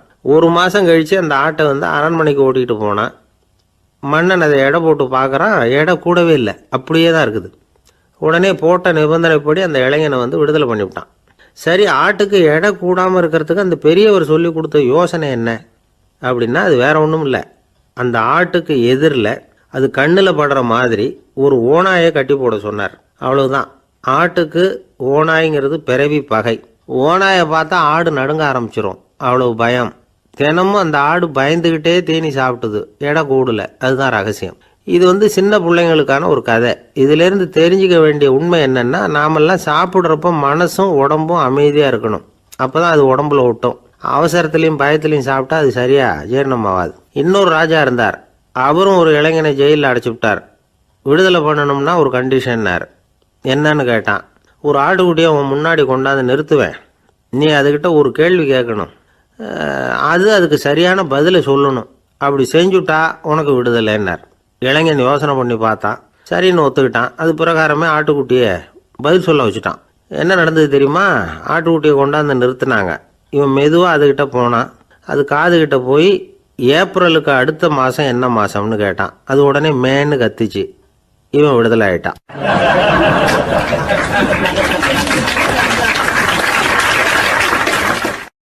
காஞ்சிபுரத்தில் பல்லவ ராஜா ஒரு கோவில் கட்டினார், கைலாசநாதர் கோவில். அதுக்கு கும்பாபிஷேகம் பண்ணுறதுக்கு ஒரு நாள் குறிப்பிட்டு அதுக்கு வேண்டிய ஏற்பாடுகள்லாம் பண்ணினார். முதல் காரியமாக கடவுளை வேண்டிக்கிட்டார், நீங்கள் இந்த கும்பாபிஷேகத்துக்கு நேரில் வந்து கலந்துக்கணும்னார். கடவுள் அந்த ராஜா கனவுல வந்தார். நீ கும்பாபிஷேகம் வச்சிருக்கிற அதே நாளில் அதே நேரத்தில் எனக்கு இன்னொரு ஊரில் ஒரு கும்பாபிஷேகம் இருக்குது, அதுக்கு போக வேண்டியிருக்கு. அதாவது திருநின்ற ஊரில் என்னுடைய பக்தர் ஒருத்தர், அவரும் ஒரு கோயில் கட்டி கும்பாபிஷேகம் செய்கிறார், நான் அதுக்கு போக வேண்டியிருக்கு, அதனால் உன்னுடைய தேதியை நீ மாற்றி வச்சுக்கோ அப்படின்னார். கடவுள் தான் எங்கேயும் இருக்கிறவராச்சே, அவர் நினச்சா 2 இடத்துலையும் இருந்து கோயில் கும்பாபிஷேகத்தை நடத்த முடியாதா? ஏன் அப்படி செய்யலை? அது ஒரு முக்கியமான காரணத்துக்காகத்தான். திருநின்ற ஊரில் இருந்த பூசலாருங்கிற அந்த அடியாரின் பெருமையை இந்த உலகத்துக்கு எடுத்து காட்டணுங்கிறதுக்காகத்தான் கடவுள் அந்த ராஜா கிட்ட அப்படி சொன்னார். சரி, அந்த அடியார் அப்படி என்னதான் பெருசாக கோயில் கட்டி விட்டார்? ராஜா கட்டின கோயிலை விட பெருசா? அவர் கட்டினது கருங்கல்லாலேயோ மண்ணாலேயோ மரத்தாலேயோ இல்லை. அவர் கட்டின கோயில் வேறு மாதிரி. அது மனசால கட்டின கோயில், மனசுக்குள்ளே இருக்கிற கோவில், மனக்கோவில். அந்த அடியார் தன்னோட மனசுக்குள்ளே மாதக்கணக்காக ஒவ்வொரு கல்லாக சேர்த்து கட்டின கோவில். இந்த விஷயம் ராஜாவுக்கு தெரியாது. அவர் என்ன நினச்சுட்டாரு, அது நாம் கட்டின கற்கோயிலை விட ரொம்ப பெருசாக இருக்கும் போல இருக்கு அப்படின்னு நினச்சிட்டார். சரி, அப்பேற்பட்ட அந்த கோயிலை தரிசனம் பண்ணிவிட்டு வருவோம் அப்படின்னு நினச்சி ராஜா திருநின்ற ஊருக்கு போகிறார். அங்கே போய் பார்த்தா கோயிலையும் காணும், ஒன்றையும் காணும். கடைசியில் பூசலார் கட்டின மனக்கோவில் தான் அதுங்கிறத அவர் புரிஞ்சுக்கிறார். உடனே அந்த அடியாரின் காலில் விழுந்து வணங்குறார். அவரோ, இது மனசால முயன்ற கோவில், இதுக்கு இத்தனை பெருமையா அப்படின்னு ஆச்சரியப்படுறார். இதில் ஆச்சரியப்படுறதுக்கு ஒன்றும் இல்லை. ஆண்டவன் விரும்புறது அகபக்தியையே தவிர புற தோற்றங்களே அல்ல. இதை நாம் புரிஞ்சுக்கிட்டோம்னா நமக்குள்ள எந்த வேறுபாடுகளும் வர்றதுக்கு வழியே இல்லை. இன்னொரு ராஜா இருந்தார். அவர் ஆண்டவனுக்கு படைக்கிறதுக்காக ஒரு தார் நல்ல செவ்வாழைப்பழமாக எடுத்துக்கிட்டு போகணும்னு நினச்சார். அதனால் நாளே அதை வாங்கிட்டு வர சொன்னார் வேலைக்காரங்கிட்ட. வேலைக்காரன் போனால் கடைத்தெருவில் ஒரு தார் பழம் வாங்கினான். வர்ற வழியில் அவன் குடிசை அப்படியே எட்டி பார்த்துட்டு போவோமேன்னு நினச்சான். போனான். அங்கே இவனோட குழந்தை பாவம் பசியால் கத்திக்கிட்டு இருக்கு. இவன் பார்த்தான், இவ்வளவு பெரிய தாரில் ஒரு 2 பழம் எடுத்தா தெரியவா போகுது அப்படின்னு நினச்சி ஒரு 2 பழத்தை பிச்சு அந்த குழந்தைகிட்ட கொடுத்தான். அது அதை வாங்கி வயிறார சாப்பிட்டுது. பசி அடங்குச்சு, விளையாட போயிட்டுது. இவன் அதுக்கப்புறம் வாழைப்பழத்தை எடுத்துக்கிட்டு அரண்மனைக்கு வந்தான். 2 பழம் பிச்சிருக்கிறது ராஜாவுக்கு தெரிஞ்சு போச்சு. இவன் உண்மையை சொல்லிவிட்டான். உடனே ராஜா, கடவுளுக்கு படைக்க வேண்டிய பொருளை குழந்தை எச்சில் பண்ண விட்டுருக்கியே அப்படின்னு சொல்லி அவனை கட்டி வச்சு சாட்டையால் அடித்தார் பாவம். மறுநாள் பழத்தை கோயிலுக்கு எடுத்துகிட்டு போனார். கடவுள் முன்னாடி வச்சார். கடவுள் கண்ணை திறந்து பார்த்தார், பழம்லாம் அழுகி இருக்குது. என்ன இது அழுகி போன பழம் அப்படின்னார். ராஜா முழிச்சார். நல்லா தானே இருந்தது அப்படின்னு நினச்சார். அப்போ கடவுள் அந்த ராஜா கிட்ட சொன்னாராம், இதை பார்ப்பா, இந்த தாரில் 2 பழம் தான் நல்ல பழம், அந்த 2 பழங்களையும் நேற்றுக்கே நான் சாப்பிட்டுட்டேன் அப்படின்னாராம். அப்போ தான் ராஜாவுக்கு புரிஞ்சுது, ஏழை குழந்தையின் பசியை தீர்க்கறதுக்காக உதவுன அந்த 2 பழம்தான் இறைவன் சாப்பிட்ட பழம்னு. இறைவன் இருக்கிற இடம் எது? இதுதான். ஆந்திர நாட்டில் ஒரு அரசர் இருந்தார். அந்த அரசர்கிட்ட ஒரு அமைச்சர் இருந்தார். அந்த அமைச்சர் பேர் ராயண பாஸ்கர். அவர் ஒரு பெரிய அறிவாளி. அது மட்டும் இல்லை, மிகச்சிறந்த கொடையாளி. யார் எது கேட்டாலும் இல்லைன்னு சொல்ல மாட்டாராம். அதன் காரணமாகவே அவர்கிட்ட இருந்த செல்வம் நாளுக்கு நாள் குறைஞ்சிக்கிட்டே வந்துட்டு தான். கடைசியில் குடும்பத்துக்குன்னு எதுவும் வைக்காமலே அவர் போய் சேர்ந்துட்டார். மகனும் இறந்துட்டார். அந்த குடும்பத்தில் மிஞ்சி இருந்தது அவருடைய மருமகள், ஒரு பேரன், அவ்வளவுதான். இருந்த ஒரே சொத்து பழுதடைஞ்ச ஒரு வீடு. அந்த அம்மா மற்ற வீடுகளில் வேலை செஞ்சு தன்னுடைய பிள்ளைய படிக்க வச்சுக்கிட்டு வராங்க. அந்த புள்ள ஒரு பெரிய வள்ளலுடைய பேரன்கிறது அந்த பள்ளி வாத்தியார்களுக்கும் தெரியும். அதனால் அவங்களும் இவங்ககிட்ட கொஞ்சம் அன்பாகவும் அக்கறையாகவும் பழகி பாடம் சொல்லி கொடுத்துக்கிட்டு இருக்கிறாங்க. ஒரு நாள் ஒரு புகழ்பெற்ற கவிஞர் ஒருத்தர் அந்த பள்ளிக்கூடத்துக்கு வந்திருக்கிறார். ஆசிரியர்கள்கிட்ட பேசிக்கிட்டு இருந்தப்போ ஒரு செய்தியை சொன்னாராம். ராயண பாஸ்கருங்கிற வள்ளல் எனக்கு நிறைய உதவிகள் செஞ்சிருக்கார், என்னை பாராட்டி பரிசுகள்லாம் கொடுத்துருக்கிறார். அந்த வள்ளல் வாழ்ந்த கிராமத்தை பார்க்கணுங்கிறதுக்காக தான் இப்போ இங்கே வந்திருக்கிறேன் அப்படின்னாராம். ஆசிரியர் உடனே இந்த பையனை கூப்பிட்டு, இதை பாருங்கள், இவன் யார் தெரியுமா, நீங்கள் குறிப்பிடுகிற அந்த வள்ளலின் பேரன் அப்படின்னு அறிமுகப்படுத்தினாராம். கவிஞரின் கண்களில் ஆனந்த கண்ணீர். அந்த பரவச நிலையிலேயே அந்த வள்ளலை பற்றி கவி பாட ஆரம்பிச்சுட்டாராம். இந்த சின்ன பையன் அதை கேட்டிருக்கிறான். உடனே என்ன பண்ணான் தெரியுமோ, தன் கையில் அணிஞ்சிருந்த ஒரு பொன் வளையலை கழட்டி அந்த கவிஞருக்கு பரிசாக கொடுத்துட்டானான். எல்லாருக்கும் ஆச்சரியம். தாத்தா இருக்கும் நிலையில் கொடுத்தார், பேரன் இல்லாத நிலையிலையும் கொடுக்குறான். பையனை எல்லாரும் பாராட்டினாங்களாம். இருந்தாலும் அவனுக்குள்ள ஒரு பயம் எதுவாக ஆரம்பமாச்சு. பள்ளிக்கூடம் விட்டு வீட்டுக்கு வரும்பொழுது அந்த பயம் இன்னும் அதிகமாயிட்டுது. அம்மா என்ன சொல்லுவாங்களோ தெரியலையே, ஏதோ திடீர்னு தோணிச்சு வளையல கட்டி கொடுக்கணும்னு கொடுத்துட்டோம். குடும்பம் இருக்கிற நிலையில் இப்படி நான் செஞ்சது தப்பா, வீட்டு செலவுக்கே அம்மா எவ்வளவு கஷ்டப்படுறாங்க, வீட்டுக்கு போனதும் என்ன நடக்குமோ தெரியலையே அப்படின்னு நினச்சி பயந்துக்கிட்டே அவன் வீட்டுக்குள்ளே அடி எடுத்து வைக்கிறான். அம்மா கூப்பிட்டு சாப்பாடு போட்டாங்க. அவங்க கண்ணில் படக்கூடாதுங்கிறதுக்காக ஒரு கையை பின்னாடி மறைச்சிக்கிட்டே இருந்தான். அம்மா இதை கவனிச்சிட்டாங்க. ஏய், உன் கையை ஏன் அப்படி வச்சிருக்கிற, உன் கைக்கு என்னாச்சு, ஏதாவது அடிபட்டு போச்சா அப்படின்னு கேட்டுக்கிட்டே கையை எடுத்து பார்க்குறாங்க. வளையல காணலை. வளையல் எங்கே அப்படின்னு கேட்குறாங்க. இவன் தயங்கிக்கிட்டே நடந்ததை சொல்கிறான். அது கேட்டதும் அந்த அம்மாவோட முகம் கோபத்தால் சவுந்து போச்சான். முட்டாளே, என்ன காரியம் பண்ண அப்படின்னு கன்னத்தில் அரைஞ்சிட்டாங்களாம். அம்மா, என்னை அடிக்காத, ஏதோ தெரியாமல் தப்பு பண்ணிட்டேன் அப்படின்ட்டுருக்கான். மகனே, வளையலை கொடுத்ததுக்காக நான் உன்னை அடிக்கலை அப்படிங்க, பின்ன எதுக்கு அடித்தேன்னு கேட்டிருக்கான். உன் பாட்டனார் ஒரு பெரிய வள்ளல், அவர் எதையும் பாதி வேலையை செய்கிறதில்ல, அவருடைய பேரை நீ அரைகுறை வேலை செஞ்சுட்டு வந்திருக்கிற அப்படின்னாங்களாம். என்னம்மா சொல்கிறேன்ருக்கான். நீ ஒரே ஒரு வளையலை மட்டும்தானே கட்டி கொடுத்துருக்குற, கொடுக்குறதா இருந்தால் ரெண்டையும் சேர்த்துல கொடுத்துருக்கணும், அதுதானே உங்கள் தாத்தாவுக்கு பெருமை அப்படின்னாங்களாம். அம்மா, தெரியாமல் இப்படி செஞ்சுட்டேன், உங்கள்கிட்டையும் அரை வாங்கிட்டேன் அப்படி இப்படின்னு அவன் சொல்லியிருக்கிறான். இப்போ அம்மா கொஞ்சம் இருங்க, அந்த கவிஞர் இன்னைக்கு நம்ம ஊரில் தான் தங்கியிருப்பார், நாளைக்கு காலையில் தான் அவர் எங்கே இருக்காருன்னு விசாரித்து இன்னொரு வளையலையும் கொடுத்துட்றேன் அப்படின்ட்டுருக்கான். மகனே, நல்ல செயல்களையெல்லாம் நாளைக்குன்னு ஒத்தி போடாத, நாளைக்கு என்ன நடக்குங்கிறது யாருக்கு தெரியும், இப்போவே போ, எங்கே இருக்காருன்னு பாரு அப்படின்ட்டுருக்காங்க. மகன் புறப்பட்டான். பள்ளி ஆசிரியர்கிட்ட போய் கேட்டானா அந்த கவிஞர் எங்கே இருக்காருன்னு. அவர் சொன்னாராம். உடனே போய் அவர் இருக்கிற இடத்துல கதவை தட்டியிருக்கான். ராத்திரி நேரத்தில் இவனை கண்டதும் அவருக்கு ரொம்ப ஆச்சரியம். இவன் இன்னொரு கை வளையலையும் எடுத்து நீட்டியிருக்கான். அவர் திகைச்சு போய் நிற்கிறார். அவரால் என்ன பண்ணுறதுன்னே தெரியல. ஆனந்த கண்ணீர். இது பெரியவர்கள் கூற கேட்ட ஒரு வரலாறு. இன்றைக்கி இப்படிப்பட்டவங்களை பார்க்க முடியுமா? வறுமை வள்ளல் தன்மையை ஒன்று செய்து விடாதுங்கிறதுக்கு இது ஒரு உதாரணம்.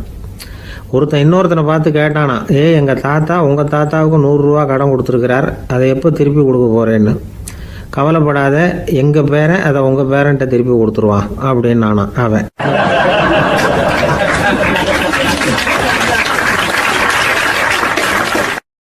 ஒரு ஊரில் ஒரு மன்னர் இருந்தார். புத்தி கூர்மை உள்ள ஒரு மன்னர். பொதுவாக மன்னர்களுக்கு சந்தேகம் வந்தால் சபையில் உள்ள சான்றோர்கள்கிட்ட கேட்டு தெரிஞ்சுக்கிறது தானே வழக்கம். ஆனால் இங்கே அப்படி இல்லை. மற்றவங்களுக்கு சந்தேகம் வந்தால் மன்னர்கிட்ட கேட்டு தெரிஞ்சுக்குவாங்க. அது மாதிரி கேட்டு தெரிஞ்சுக்கிறதுக்காக ஒரு பெரியவர் ஒரு நாள் வந்தார். அவர் கையில் 3 பொம்மைகள் வச்சுருந்தார். 3 ஒரே மாதிரி பொம்மைகள், கொஞ்சம் கூட வித்தியாசம் தெரியல. ஏது இந்த பொம்மைன்னு கேட்டார் மன்னர். எனக்கு வேண்டியப்பட்ட ஒருத்தங்கிட்ட இருந்து இதை வாங்கிட்டு வந்திருக்கிறேன், நான் தான் அவன்கிட்ட இந்த பொம்மையை செஞ்சு கொடுக்க முடியா கேட்டுக்கிட்டேன். அவன் ரொம்ப புத்திசாலி, அவன் தான் இதை செஞ்சு கொடுத்தான், ஆனால் அதில் ஒரு சிக்கல் அப்படின்னார். என்ன பிரச்சனைன்னு கேட்டிருக்காரு இவர். நான் அவன்கிட்ட கேட்டது 3 விதமான பொம்மைகளாக இருக்கணும்னு கேட்டேன். அவன் என்னடான்னா 3 ஒரே மாதிரியாக செஞ்சு கொடுத்துட்டான் அப்படின்னார். அவன்கிட்டயே கேட்கறது தானே அப்படின்ட்டுருக்காரு இவர். கேட்டேன், அவன் என்ன சொல்கிறான்னா, இது 3 ஒரே மாதிரி பொம்மை கிடையாது, 3 விதம், ஒன்றுக்கு ஒன்று வித்தியாசம் இருக்குது. இந்த 3 பொம்மையும் 3 விதமான நண்பர்களுக்கு உதாரணங்கள் அப்படின்னு சொல்கிறான். எனக்கு ஒன்றும் புரியல, அதுதான் உங்ககிட்ட வந்தேன் அப்படின்னார். சரி, அந்த பொம்மைகளை இப்படி கொடுங்க அப்படின்னு வாங்கினார் மன்னர். எடுத்துக்கிட்டு உள்ளே போனார். கொஞ்ச நேரம் கழித்து வெளியில் வந்தார். அதுக்கப்புறம் சொன்னார், இதை பாருப்பா, அவன் சொன்னது சரிதான், 3 விதம் தான். இது இருக்குதே முதல் பொம்மை, இது உத்தமமான நண்பனுக்கு உதாரணம். இந்த ரெண்டாவது பொம்மை இது மத்தியமமான நண்பனுக்கு உதாரணம். அந்த மூணாவது பொம்மை இருக்குதே அது மோசமான நண்பனுக்கு உதாரணம்.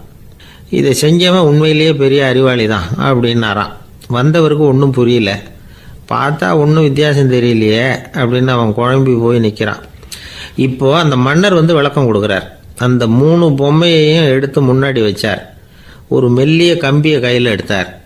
அந்த முதல் பொம்மை காதில் விட்டார். கொஞ்ச தூரம் உள்ளே போய் அப்படியே நின்றுட்டுது அந்த கம்பி. அப்புறம் ரெண்டாவது பொம்மை காதில் அந்த கம்பியை விட்டார். அந்த கம்பி என்னாச்சுன்னா அப்படியே அது வாய் வழியாக வெளில வந்தது. மூணாவது பொம்மை காதில் கம்பியை செலுத்தினார். அது நேராக இன்னொரு காது வழியாக வெளியில் வந்தது. இப்போ இந்த முதல் வகை இருக்குதே அது மாதிரியான நண்பர்கள் எப்படி தெரியுமா? நம்ம கஷ்டத்தை அவங்கக்கிட்ட சொன்னால் பேசாமல் கேட்டுக்குவாங்க. வெளியில் அதை யாருக்கிட்டையும் சொல்லிகிட்டு இருக்க மாட்டாங்க. வெளியில் தெரியாமல் நமக்கு உதவி பண்ணுவாங்க. செஞ்சுட்டு அதை நான் தான் செஞ்சேன்னு சொல்லிகிட்டு இருக்க மாட்டாங்க. அதுதான் கம்பி ஒரு காது வழியாக போய் உள்ளே நின்றுட்டுது. ரெண்டாவது பொம்மையில் கம்பி என்னாச்சு, ஒரு காது வழியாக போய் வாய் வழியாக வெளியில் வருது. இது மாதிரியான நண்பர்கள்கிட்ட நாம் கஷ்டத்தை சொன்னால் அதை அவங்க 4 பேர்கிட்ட போய் சொல்லி நமக்காக உதவி கேட்பாங்க. நமக்குன்னு கேட்டு வாங்கி அதை நம்மகிட்ட கொண்டுகிட்டு கொடுப்பாங்க. இவங்க மத்தியமமான நண்பர்கள். மூணாவது பொம்மையில் ஒரு காது வழியாக செலுத்துகிற கம்பி இன்னொரு காது வழியாக வெளியில் வந்துடுது. இது மாதிரியான நண்பர்கள்கிட்ட நம்ம கஷ்டத்தை சொன்னால் அவங்க காது கொடுத்து கேட்குறது மாதிரி நடிப்பாங்க. அப்படியே இன்னொரு காது வழியாக அதை வெளில விட்டுருவாங்க. அதை பற்றி கவலைப்பட மாட்டாங்க. இதுதான் இந்த பொம்மைகளுக்குள்ளே இருக்கிற வித்தியாசம் அப்படின்னு விளக்கம் கொடுத்தாராம் மன்னர். படிக்கிற பிள்ளைங்கள்லேயும் இது மாதிரி 3 வகை உண்டு. சில பேர் காதால் வாங்கி மனசில் வச்சுக்குவான். சில பேர் காதால் வாங்கி பேனாவால் எழுதி விடுவான். சில பேர் ஒரு காதால் வாங்கி இன்னொரு காதால் வெளியில் விட்டுருவான். ஒரு பையன் வகுப்பில் ஆசிரியர் பாடம் நடத்தும் பொழுது தலையை வேகமாக ஆட்டி ஆட்டி கேட்பானான். ஏன்டா இப்படி தலையை இப்படி ஆட்டுற அப்படின்னு கேட்டிருக்கான் பக்கத்தில் இருந்தவன். தலையை ஆட்டினா தாண்டா ஒரு காது வழியாக உள்ளே போகிறது இன்னொரு காது வழியாக வெளியில் வேகமாக வெளில போகும் அப்படின்னானா அந்த பையன்.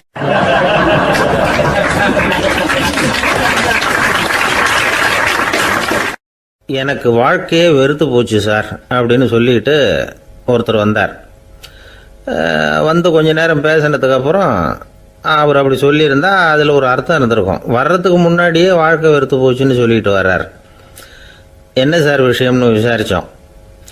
எங்கள் வீட்டில் தினம் 3 வேளையும் ஒரே மாதிரி சாப்பாடு சார், வித்தியாசமே கிடையாது. இப்படியே 3 மாதமாக சாப்பிட்டுக்கிட்டு இருக்கிறேன். அதை விட பட்டினி கிடந்து செத்துடலாம்னு தோணுது அப்படின்னார். ஒரு பெரியவர் சொன்ன தத்துவத்தை சொல்கிறதுக்கு ஆள் கிடைக்காம தவிச்சுக்கிட்டு இருந்தோம். இப்போ ஒருத்தர் கிடைச்சிட்டார். விட்டுலாமா? உடனே அவரை உட்கார வச்சு சொல்ல ஆரம்பிச்சிட்டோம். அதாவது நாம் அனுபவிக்கிற உணர்வுகளில் களிப்பு, மகிழ்வு, ஆனந்தம் இது 3க்கும் ஒன்றுக்கு ஒன்று வித்தியாசம் உண்டு. மேம்போக்காக பார்க்குறதுக்கு இது 3 ஒன்று மாதிரி தோணும். ஆனால் அது அப்படி இல்லை. களிப்புங்கிறது உடம்பை பொறுத்தது, மகிழ்வுங்கிறது மனசை பொறுத்தது, ஆனந்தம்ங்கிறது ஆன்மாவை பொறுத்தது. இப்படி இந்த 3 வகையான அந்த சுவைப்புகளின் தன்மையும் வேற வேற. இப்போ முதல்ல களிப்புங்கிறத எடுத்துக்குவோம். நம்ம புலன்களுக்கு களிப்பை தரக்கூடிய பொருள்களுக்கு சில விசேஷ குணம் உண்டு. அது எப்படின்னா, சீக்கிரமே சலிப்பை உண்டு பண்ணும். ஒருத்தர் அந்த பொருளை எடுத்துக்கிட்டா அது இன்னொருத்தருக்கு குறைஞ்சிரும். உணவு, உடை இதெல்லாம் களிப்பை தரக்கூடிய பொருள்கள். இப்போ உதாரணத்துக்கு ஒரு சாப்பாட்டு மேசையில் ஒரு பாத்திரத்தில் 10 இட்லி இருக்குது. அதில் ஒரு 2 இட்லியை நம்ம தட்டில் எடுத்து வச்சு சாப்பிட்றோம். நாம் சாப்பிட்ட அந்த இட்லி நிச்சயமாக எதிரில் உட்காந்துருக்கிறவருக்கு இல்லை, அவருக்கு உபயோகப்படாது. நாம் சாப்பிட்ட அதே இட்லியை அவரும் சாப்பிட முடியாது, அவர் வேறு தான் எடுத்து வச்சுக்கணும். அது மாதிரி நாம் ஒரு சட்டையை எடுத்து போட்டுக்கிறோம். அதே சட்டையை அதே நேரத்தில் இன்னொருத்தர் போட்டுக்க முடியாது. புலன்களுக்கு களிப்பை தரக்கூடிய இது மாதிரி பொருள்கள்லாம் முதல் தடவை நமக்கு கொடுக்குற களிப்பை 2வது தடவையும் கொடுக்காது. 3வது தடவை இன்னும் குறையும். கடைசியில் வெறுப்பாக மாறிடும். ஒவ்வொன்றா இட்லியை தொடர்ந்து சாப்பிட்றோம்னு வச்சுக்கோங்க, முதல் இட்லி தரக்கூடிய சுவையை 30வது இட்லி தராது. முதல் தடவை புது சட்டையை போட்டுக்கிறப்போ நமக்கு இருக்கிற களிப்பு அதே சட்டையை 100வது தடவையாக போட்டுக்கிறோம்னு வைங்க, அப்போ இருக்குமா? இருக்காது. இதுதான் களிப்பு. அதாவது சீக்கிரமே சலிப்பை தரக்கூடியது. ஒருத்தர் எடுத்துக்கிட்டால் இன்னொருத்தருக்கு குறைஞ்சி போகக்கூடியது. ஆனால் மகிழ்ச்சிங்கிறது அப்படி இல்லை. ஒருத்தர் அனுபவிக்கிறதுனால இன்னொருத்தருக்கு குறைஞ்சி போகாது. இப்போ காலையில் சூரியன் உதயம் ஆகிறத பார்த்து சந்தோஷப்படுறோம், அதையே இன்னொருத்தரும் பார்த்து சந்தோஷப்படலாம். ஒரு நல்ல சங்கீதத்தை கேட்குறோம், ஒரு அழகான ஓவியத்தை ரசிக்கிறோம், நீங்கள் ரசிக்கிற அதே நேரத்தில் இன்னொருத்தரும் அதை ரசிக்கலாம். அதனால் அது குறைஞ்சி போகிறதில்ல. இது மகிழ்வு. ஆனால் ஒன்று, ஒரே பாடலை திரும்ப திரும்ப கேட்டுக்கிட்டு இருந்தால் கடைசியில் அலுப்பு தட்டும். அதாவது மகிழ்வுங்கிறது எப்படின்னா, மற்றவங்களோட பகிர்ந்து கொள்றதுனால குறையாது. ஆனால் ஒரே பொருள் மீண்டும் மீண்டும் அனுபவிப்ப தர்றப்போ முதல்ல மகிழ்வு அதிகரித்து அதுக்கப்புறம் அது மங்கி மறைஞ்சு போயிடும். இதுதான் அந்த மகிழ்வுங்கிறதுக்கு இலக்கணம். சரி, இப்போ மூணாவதாக சுகம் தரக்கூடிய ஆனந்தம்ங்கிறது எப்படின்னா, இது நமக்கு உள்ளே இருந்து சுரக்கிறது. மனசு சலனங்கள்லேருந்து விடுபடுறப்போ இந்த ஆனந்தம் நமக்கு கிடைக்கும். இது நிலையான சுகம், ஆத்ம சுகம். களிப்பிலிருந்து மகிழ்வுக்கும் மகிழ்விலிருந்து ஆனந்தத்துக்கும் செல்றது தான் மனிதன் நடத்த வேண்டிய முக்கியமான பயணம். இவ்வளவு விஷயத்தையும் கேட்டுட்டு இந்த காலத்து பையன் ஒருத்தன் வந்தான்.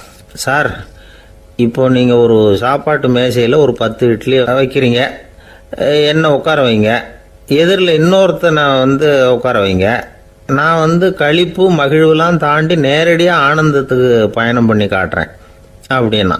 ஒன்றும் புரியல அவன் சொன்னது. அது எப்படி, என்ன பண்ணுவ நீ அப்படின்னு சொல்லி கேட்டோம் ஆச்சரியமாக. 2 இட்லி சாப்பிட்டா தானே சார் களிப்பு, நான் 10 இட்லியும் மொத்தமாக சாப்பிட்ருவேன், அடுத்தவனுக்கு எதுவும் கிடைக்காது, அவனுக்கு கிடைக்காதபடி நாமே சாப்பிட்டுடுறோம்ல, அதுதானே நமக்கு ஆனந்தம் அப்படின்னு அதுக்கு ஒரு விளக்கம் சொல்கிறான்.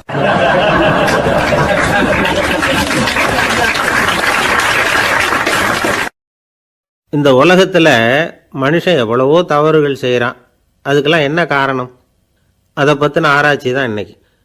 இதுக்கு ஆராய்ச்சி என்னத்துக்கு, அது தெரிஞ்ச விஷயம் தானே அப்படின்னு நீங்கள் நினைக்கலாம். ஆனால் அப்படி அலட்சியமாக இந்த விஷயத்தை விட்டுறக்கூடாது. பொதுவாக எல்லோரும் நினைக்கலாம் எது சரி எது தவறு அப்படின்னு தெரியாததுனால தான் மனுஷன் தப்பு பண்ணுறான் அப்படின்னு. ஆனால் அப்படி சொல்லிட முடியாது.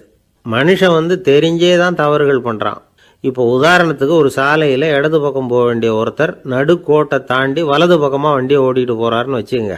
என்னப்பா இது தப்பு இல்லையா அப்படின்னு அவர்கிட்ட கேட்டால், அதெல்லாம் எனக்கு தெரியும், நீ உன் வேலையை பார்த்துட்டு போ அப்படிம்பார். வலது பக்கமாக போகிறது தப்புன்னு தெரிஞ்சே தான் அவர் அப்படி செய்கிறார், அப்படி போகிறார். பெரிய உத்தியோகத்தில் இருக்கிறவங்க கூட லஞ்சம் வாங்குறாங்க. அவங்களுக்கெல்லாம் லஞ்சம் வாங்குறது தப்புன்னு தெரியலன்னு அர்த்தம். திருடுறது தப்புன்னு தெரியாமலாம் மனுஷன் திருடுறான், நல்லாவே தெரியும். நீங்கள் வேணும்னா கேட்டு பாருங்கள், வேறு வழி இல்லை அதனால தான் திருடுறேன்பா. திருடுறது ஒரு புண்ணியமான காரியம்னு திருடனே கூட சொல்ல மாட்டான்.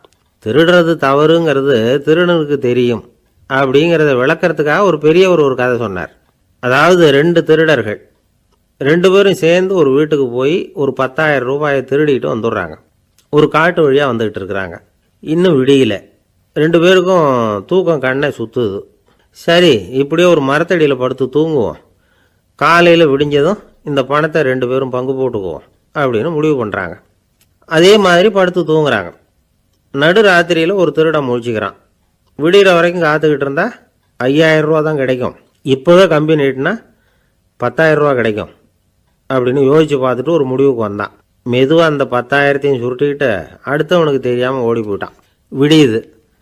அடுத்தவன் எழுந்திரிச்சு பார்க்குறான். பணத்தையும் காணலை, பாகஸ்தனையும் காணலை.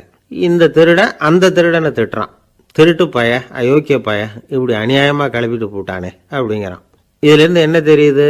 தெரியாமல் எடுத்துக்கிட்டு போகிறது திருட்டு, அயோக்கியத்தனம், அநியாயம் அப்படிங்கிறது இவனுக்கு தெரிஞ்சிருக்குது. அதனால தான் அடுத்தவனை பார்த்து இப்படி திட்டுறான். அதனால் தெரியாததுனால மனுஷன் தவறு பண்ணுறான்னு சொல்கிறது சரியில்லை. அப்படின்னா மனுஷன் பண்ணுற தவறுகளுக்கு உண்மையான காரணம் தான் என்ன? இதே சந்தேகம் அர்ஜுனனுக்கும் வந்துதான். அதனால தான் அவன் பகவானை பார்த்து கேட்குறான்.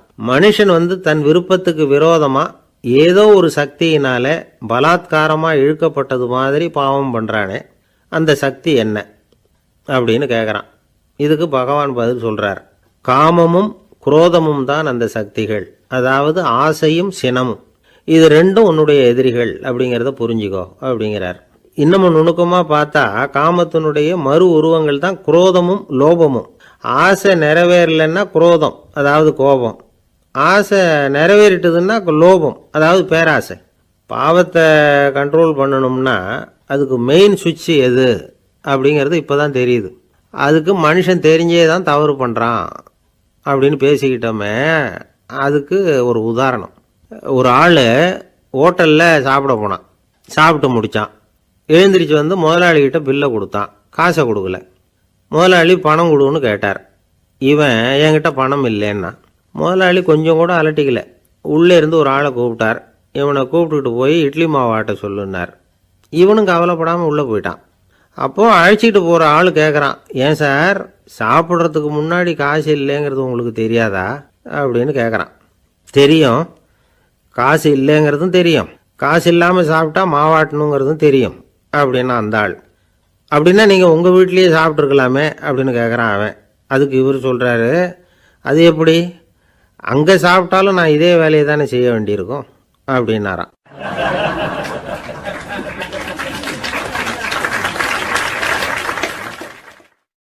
துஷ்டரை கண்டால் தூர விலகு, இப்படி ஒரு பழமொழி உண்டு. எதுக்காக இப்படி சொல்லி வச்சாங்க? துஷ்டன் ஏதாவது தொந்தரவு கொடுப்பான், அதனால் அவனை கண்டா பயந்துக்கிட்டு ஓடி ஒளிஞ்சிக்கோ அப்படின்னா இதுக்கு அர்த்தம் அப்படி இல்லை. ஒரு துஷ்டன் கிட்ட நெருங்கி போகிறோம்னு வச்சுக்கோங்க, அவன் நமக்கு கெடுதலான ஆலோசனைகள் எதையும் சொல்லலாம், அல்லது அவன் தீய உணர்வுகள் உள்ளவனாக இருக்கலாம், அல்லது தீய செயல்கள் செய்யக்கூடியவனாக இருக்கலாம், அல்லது தீய நட்புனால அவன் ஏற்கனவே கெட்டு போனவனா கூட இருக்கலாம். இப்படிப்பட்டவனை நெருங்கி போனால் அவனோட பாதிப்பு நமக்கும் வந்துடும். அதனால் விலகி போ அப்படின்னு சொல்கிறாங்க. இதையே கொஞ்சம் விவரமாக இப்போ பார்ப்போமே. இப்போ இந்த துஷ்டர்களை 4 வகையாக பிரிக்கிறாங்க. இந்த 4 வகைக்கும் உதாரணம் வேணும்னா வேற எங்கேயும் போக வேண்டியதில்லை, மகாபாரதத்தை பார்த்தாவே போதும். அதில் இந்த 4 வகையான தீயோரும் வர்றாங்க. முதல் வகைக்கு உதாரணம் சகுனி. இவன் மனசில் எப்பவும் தீய எண்ணங்கள் தான் நிறைஞ்சிருக்கும். கனவுல கூட தீய ஆலோசனைகள். யாராவது ஒருத்தர் நல்லபடியாக வாழ்ந்தா அதை இவனால் சகிச்சிக்க முடியாது. இப்படிப்பட்டவனோட நெருங்கிய தொடர்பு துரியோதனனுக்கு கிடைச்சிது. துரியோதனன் எப்படின்னா அவன் ஏற்கனவே தீய காரியங்கள் செய்யறதுக்கு தயங்காதவன். அப்படிப்பட்டவனுக்கு தீய போதனைகள் செய்யறதுக்கு சகுனி உதவுனான். இந்த 2 பேரோட சகவாசம் இன்னொருத்தனுக்கு கிடைச்சது. அவன் யாருன்னா துச்சாதனன். அவன் தீய நடத்தை உள்ளவன். இந்த 3 பேரும் ஒன்று சேர்ந்தா என்னத்துக்கு ஆகும்? உலகமே கெட்டு போடும்ல. இந்த 3 துஷ்டர்களோட நல்லவன் ஒருத்தன் சேர்ந்தான். அவன் தான் கர்ணன். கர்ணன் இயல்பாகவே உத்தம குணம் உள்ளவன். அவன் நல்லவங்களோட சேராமல் இப்படிப்பட்ட கெட்டவங்க கிட்ட நட்பு வச்சுக்கிட்டான். அதனால் அவனும் தீய செயல்களில் ஈடுபடுறது மாதிரி ஆயிடுது. துரியோதனனுடைய நண்பனா அவனுடைய ஆதரவில் வளர்ந்ததுனால அவனுக்கு துணையாக இருக்க வேண்டியிருக்குது அப்படின்னா. நட்பு உரிமையினால் உதவி புரிய வேண்டியது சரிதான், அது தப்புன்னு சொல்ல முடியாது. இருந்தாலும் தீய செயல்களுக்கு உதவி செய்கிறது சரியில்லை. புத்தி பலம் புஜ பலம் எல்லாம் இருந்தால் கூட தெய்வ பலம் இல்லைன்னா ஜெயிக்க முடியாது. கர்ணன் மகா வீரன். இருந்தாலும் கடைசியில் அவன் கதி என்னாச்சு? அவங்ககிட்ட எல்லா நல்ல குணங்களும் இருந்தது, இருந்தாலும் ஏன் இப்படி ஆச்சு? தீயவர்களுடைய சேர்க்கை தான் காரணம். அவங்களோட சேர்ந்ததுனால இவனையும் அப்படியே நினைக்க ஆரம்பிச்சுட்டாங்கல்ல. 4 வகை துஷ்டர்களில் இவனும் ஒரு வகை அப்படின்னு சொல்ல ஆரம்பிச்சிட்டாங்க. அதாவது தீய ஆலோசனைக்கு சகுனி, தீய உணர்வுகளுக்கு துரியோதனன், தீய செய்கைக்கு துச்சாதனன், தீய நட்புக்கு கர்ணன். இப்படி உதாரணமாயிட்டான். அதனால தான் துஷ்டரை கண்டால் தூர விலகு அப்படின்னு சொன்னாங்க. அது புராண காலம். இப்பெல்லாம் நிலைமை கொஞ்சம் வேற விதமாக இருக்குது. அன்னைக்கு ஒரு நாள் அப்படிதான் ஒரு காட்டு பாதையில் யாரோ ஒருத்தர் அடிபட்டு கிடந்தார். யாரோ ஒரு துஷ்டன் அவனை அடித்து போட்டுட்டு போயிட்டான் போல இருக்கு. அந்த வழியாக போன ஒருத்தர் பரிதாபப்பட்டு அவனை போய் தூக்குனார். ஆறுதல் சொன்னார், இதை பாருங்க, இந்த வழியாக எப்பவும் தனியாக வரக்கூடாது. ஏன்னா இங்கே ஒரு ரவுடி இருந்துக்கிட்டு வர்றவங்க போகிறவங்களெல்லாம் வழிப்பறி பண்ணிகிட்டு இருக்கிறதா கேள்விப்பட்டிருக்கிறேன் அப்படின்னாராம். இனிமே அப்படி கேள்விப்பட மாட்டீங்க அப்படின்னு நானா அந்த ஆள். ஏன்னு கேட்டிருக்காரு இவர். அவன் சொல்லியிருக்கான், நான் தான் சார் அந்த ரவுடி. இந்த வழியாக போனவங்க கிட்ட தகராறு பண்ணேன். அவங்க தான் என்ன இப்படி அடித்து போட்டு என்கிட்ட இருந்த பணத்தையெல்லாம் பிடிங்கிட்டு போட்டாங்க சார். காலம் ரொம்ப கெட்டு போச்சு அப்படின்னு நானா ரொம்ப பரிதாபமா.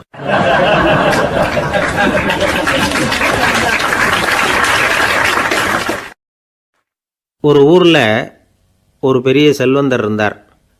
பணத்துக்கு பஞ்சம் இல்லை. அதனால் இந்த உலகத்தில் முடியாத காரியம் எதுவும் இல்லைன்னு நினைச்சார். பணம் இருந்தாலும் அந்த நினப்பு தானாக வந்துடும். அதனால் இவரும் அப்படி நினச்சதில் ஒன்றும் தப்பு இல்லை. அந்த ஊருக்கு குருநானக் ஒரு தடவை வந்தார். அவருக்கு இந்த செல்வந்தர் ரொம்ப பிரமாதமாக ஒரு வரவேற்பு கொடுத்தார். ஊர் எல்லையிலேயே. எங்கள் வீட்டுக்கு வந்து விருந்து சாப்பிட்டுட்டு போகணும்னு கேட்டுக்கிட்டார். அவரும் சரின்னு ஒத்துக்கிட்டார். உடனே தன்னுடைய பங்களாவில் ஒரு பெரிய விருந்துக்கு ஏற்பாடு பண்ணார். குருநானக்கை அழைச்சிட்டு வீட்டுக்கு போனார். உட்கார வச்சார். ஐயா, நான் இந்த ஊர்லேயே ரொம்ப பெரிய வசதி உள்ளவன். என்னால் எல்லாம் முடியும். உங்களுக்காக நான் என்ன செய்யணும்னு சொல்லுங்கள். எதுவாக இருந்தாலும் பரவாயில்ல, எவ்வளவு செலவானாலும் பரவாயில்ல, என்னால் செய்ய முடியும். என்ன செய்யணும்னு சொல்லுங்கள், அது போதும், நான் செய்கிறேன் அப்படின்னு நான் ரொம்ப பணிவா. இதை கேட்டதும் குருநானக் சிந்திச்சார் கொஞ்ச நேரம். அதுக்கப்புறம் தன்னோட சட்டை பைக்குள்ளே கையை விட்டு ஒரு பழைய ஊசி ஒன்று எடுத்தார். அந்த செல்வந்தர்கிட்ட கொடுத்தார். இதை பாருங்கள், இவ்வளவு தூரம் நீங்கள் கேட்கறதுனால சொல்கிறேன். எனக்கு நீங்கள் செய்ய வேண்டிய உதவி இதுதான்னார். ஊசியை கையில் வாங்கிக்கிட்டு இதை என்ன செய்யணும்னு சொல்லுங்க அப்படின்னார் அவர். நீங்கள் செய்ய வேண்டியது என்னென்னா, இந்த ஊசியை பத்திரமா வச்சுருக்கணும். நாம் 2 பேரும் இறந்து போனதுக்கு பின்னாடி இன்னொரு உலகத்தில் நாம் சந்திக்கக்கூடிய வாய்ப்பு இருக்குது. அப்போ இந்த ஊசியை என்கிட்ட கொண்டாந்து கொடுக்கணும். இதுதான் நீங்கள் எனக்காக செய்ய வேண்டிய உதவி அப்படின்னார் குருநானக் லேசாக சிரிச்சுக்கிட்டே. இதை கேட்ட உடனே இந்த பெரியவர் முழிக்க ஆரம்பிச்சிட்டார். அது எப்படிங்க, நான் சாகிறப்ப எப்படி இந்த ஊசியை எடுத்துக்கிட்டு இன்னொரு உலகத்துக்கு வர முடியும்னார். ஊசி மாதிரி ஒரு சின்ன பொருளை கூட இந்த உலகத்தை விட்டு நாம் போகிறப்ப எடுத்துகிட்டு போக முடியாதுங்கிறப்போ உங்களோட செல்வத்தையெல்லாம் எப்படி அங்கே எடுத்துகிட்டு வர போகிறீங்க அப்படின்னு கேட்டார் குருநானக். அதுக்கப்புறம் தான் அந்த பெரியவர் யோசிக்க ஆரம்பித்தாராம். குருநானக் சொல்கிறார், இதை பாருங்கள், நாம் செய்கிற நல்லது கெட்டது தான் கடைசி வரைக்கும் நம்ம கூட இருக்கும். அடுத்தவங்க நல்லா இருக்கணுங்கிறதுக்காக பொருளை செலவு செய்யணும். அப்படி செய்யலைன்னா எந்த பிரயோஜனமும் இல்லை அப்படின்னார். அதுக்கப்புறம் தான் அந்த செல்வந்தரின் அறிவு கண் திறந்து தான். உடனே குருநானக்கை வணங்கினார். ஐயா, என்கிட்ட இருந்த ஆணவம் போயிட்டுது. இனிமேல் என்கிட்ட இருக்கிற செல்வத்தை நல்ல வழியில் செலவழிப்பேன் அப்படின்னாராம். நம்மக்கிட்ட இருக்கிற பணம் எப்பவும் நம்ம கூடவே வந்துக்கிட்டு இருக்காதுங்கிறதுக்கு இது ஒரு உதாரணம். அதுக்காக நாம் பணம் சேர்க்கறத பற்றி கவலைப்பட வேண்டியதில்லை, பேசாமல் படுத்து தூங்கிக்கிட்டு இருந்தால் போதும் அப்படின்னு இதுக்கு அர்த்தம் பண்ணிக்கக்கூடாது. முறையான வழியில் பணம் சேர்க்கணும், அதை முறையான வழியில் செலவு பண்ணணும். அதனால் ஏற்படக்கூடிய மன நிறைவு இருக்குது பாருங்கள், அது அனுபவித்தவங்களுக்கு தான் தெரியும். சொர்க்கத்துக்கு போகிறவங்க இங்கேருந்து பணத்தை எடுத்துகிட்டு போக முடியாது.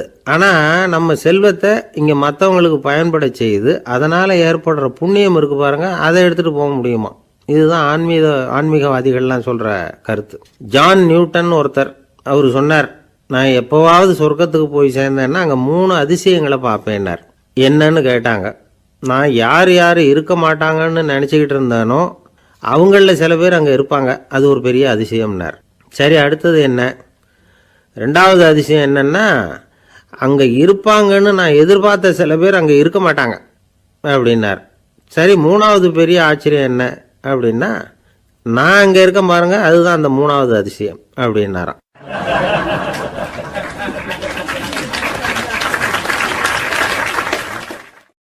ஒரு மனுஷனை பார்த்து என்கிட்ட வாலாட்டாதே அப்படின்னு சொன்னால் அவன் நம்மக்கிட்ட ஏதோ வம்புக்கு வர்றான்னு அர்த்தம். ஒரு நாயை பார்த்து யாரும் என்கிட்ட வாலாட்டாதே அப்படின்னு சொல்கிறது இல்லை. ஏன்னா நாய் வாலாட்டுனா அது நம்மக்கிட்ட தன்னுடைய நன்றியை தெரிவிக்கிறதாக நினச்சிக்கிட்டு இருக்கிறோம். ஆனால் அது அப்படி இல்லை அப்படின்னு சொல்கிறாங்க அது சம்பந்தமான நிபுணர்கள். ஒரு நாய் தன்னுடைய வாலை இந்த பக்கமும் அந்த பக்கமுமா இப்படியும் அப்படியும் ஆட்டிக்கிட்டு இருந்தா அது பதட்டத்தில் கூட இருக்கலாம். நாய் நட்பாக இருந்தாலும் வாலாட்டும், ஆத்திரத்தில் இருந்தாலும் வாலாட்டும், கோபத்தில் இருந்தாலும் வாலாட்டும், குழப்பத்தில் இருந்தாலும் வாலாட்டும், மகிழ்ச்சியாக இருந்தால் கூட அது வாலாட்டும். அதை நாம் தப்பாக புரிஞ்சுக்கிட்டு அதுக்கிட்ட போய் மாட்டிக்கக்கூடாது. நாயை பற்றி எனக்கு நல்லா தெரியும் அப்படின்னு சொல்கிறவங்க கூட அதுக்கிட்ட கடி வாங்கிட்டு நிற்கிறது உண்டு. நிபுணர்கள் என்ன சொல்கிறாங்க தெரியுமா? எப்போவுமே நாய்கள் திடீர்னு கடிச்சு விடுறதில்ல, கடிக்கிறதுக்கு முன்னாடி சில அறிகுறிகளை காட்டும். அதை சரியாக புரிஞ்சுக்கிட்டோம்னா தப்பிச்சிக்கலாம். ஒரு வீட்டுக்கு போகிறீங்க, அங்கே புதுசாக ஒரு நாயை பார்க்குறீங்க, உடனே அதுக்கிட்ட போய் குனிஞ்சு சிரிச்சுக்கிட்டே அது தலையில் தட்டுறீங்க. இது ரொம்ப தப்பான். ஒரு நாய் இன்னொரு நாயை நேருக்கு நேர் பார்த்து பல்ல காட்டுனா அது தன்னுடைய தன்முனைப்பை காட்டுதுன்னு அர்த்தமா. உன்னை விட நான் பெரியவன் அப்படின்னு சொல்லுதுன்னு அர்த்தம். அதனால் நீங்கள் அது மாதிரி கிட்ட போய் சிரிக்கிறோம் அப்படின்னு நினச்சிக்கிட்டு பல்ல காட்டினா உங்களையும் எதிரியாக நினச்சிரும். இன்னொரு விஷயம் என்னென்னா, தலையில் தட்டுனா நாய்க்கு பிடிக்காது. அது தன்னை அடக்கிறதாகவும் அச்சுறுத்துறதாகவும் நினச்சிக்கிட்டு இருக்கும். சரி, அப்படின்னா புதுசாக ஒரு இடத்துல அல்லது வீட்டில் நாய்க்குட்டியை பார்த்தா என்ன பண்ணுறது? நீங்கள் சும்மா இருங்க, அதுவாக கிட்ட வரட்டும், அதுக்கப்புறம் அதுக்கிட்ட கனிவாக பேசுங்க. கன்னம், மார்பு, தோல் இங்கெல்லாம் தட்டலாம், தப்பு இல்லையா? தலையில் தான் தட்டப்படாதான். ஒரு நாய் வந்து உங்களை நோக்கி ஓடி வருது, நீங்களும் ஓடுனா அது துரத்த ஆரம்பிச்சிடும். அசையாமல் சில மாதிரி நின்றுடுங்க, அது கிட்ட வராது. அதுக்கு ஆர்வம் இல்லாமல் போயிடும். ஒரு தெருவில் சின்ன பிள்ளைங்க நிறைய பேர் விளையாடிக்கிட்டு இருக்கிறாங்க. அப்போ சில நாய்கள் அங்கே ஓடி வருது. எல்லாரும் ஓடினாங்க. அப்படி ஓடுறப்போ ஒரு பையன் கால் தடிக்க கீழே விழுந்துட்டான். என்னாச்சு தெரியுமா? துரத்திக்கிட்டு வந்த நாய்கள்லாம் கீழே விழுந்தவன ஒன்றும் செய்யலை, அவன்கிட்டே போகல. ஓடிக்கிட்டு இருந்தாங்கல்ல பசங்க, அவங்கள துரத்திக்கிட்டு அவங்க பின்னாடி ஓடிச்சான். அதுதான் நாய்களுடைய சுபாவம். ஒரு நாய் நம்மளை நேருக்கு நேர் முறைச்சி பார்க்குதுன்னு வச்சுங்க, நாமளும் அதை முறைச்சி பார்க்கக்கூடாது. நாம் வேறு பக்கம் எங்கேயாவது பார்க்க ஆரம்பிச்சிடணும். ஒரு நாய் வந்து கோபமாக இருந்ததுன்னா அதோட வால் வந்து உறுதியாக நேராக நிற்கும். ஒரு நாய் பணிந்து போனால் அல்லது பயந்து போனால் அது தன்னோட வாலை காலுக்கு நடுவில் வச்சுக்கும். ஒரு நாய் நம்மளை பார்த்து பயந்து நிற்கிதுன்னு வச்சுங்க, அதனால் நமக்கு ஆபத்து இல்லைன்னு நினச்சிடக்கூடாது. உங்களை பார்த்துட்டு ஒரு நாய் ஒடுங்குச்சுன்னா நீங்கள் விலகி போயிடணும் அப்படின்னு அது நினைக்குது. நிறைய பேர் பயந்து போன நாயால் கடிபடுறாங்க. இவன் நம்மளை விட பெரிய ஆள், மாட்டிக்கிட்டோம், வேறு வழி இல்லை அப்படிங்கிற நினப்பில் தான் நாய் வந்து கடிக்க ஆரம்பிக்குதான். இதே மாதிரி சங்கிலியால் கட்டி போடப்பட்டிருக்கிற நாயும் ஆபத்தானது தான். தொடர்ந்து கட்டி போட்டிருந்தா காலப்போக்கில் அது ஒரு மாதிரி ஆகிடும். நாய் வந்து குழந்தைகளை கடிக்காது அப்படின்னு சில பேர் சொல்லுவாங்க. அதுவும் ஒரு தவறான நம்பிக்கை. அதனால் சின்ன குழந்தைகளை தனியாக நாயோட விளையாட விடக்கூடாது. ஆகக்கூடி நாயை பற்றி நிறைய விஷயம் புரிஞ்சிக்க வேண்டியிருக்குது. ஒருத்தர் தன்னுடைய நண்பர் வீட்டுக்கு போயிருந்தார். அவசியம் எங்கள் வீட்டில் சாப்பிட்டுட்டு தான் போகணும் அப்படின்னு ரொம்ப அன்பாக சொல்லிவிட்டார். அதை மீற முடியல இவரால். சரின்னு உட்காந்துட்டார். சாப்பாடு போட்டாங்க, சாப்பிட ஆரம்பித்தார். அவங்க வீட்டில் கட்டி போட்டிருந்த நாய்க்குட்டி இவர் சாப்பிட்றத முறைச்சி பார்த்துது. ஏன் இப்படி என்ன இது முறைச்சி பார்க்குது உங்கள் வீட்டு நாய்க்குட்டி அப்படின்னு அவர் கேட்டார். அப்போ அவங்க சொன்னாங்களாம், அதுக்கிட்ட ஒரு கெட்ட பழக்கம்ங்க, தன்னோட தட்டில் யார் சாப்பிட்டாலும் அது அப்படி தான் முறைச்சி பார்க்கும் அப்படின்னாரா அவர்.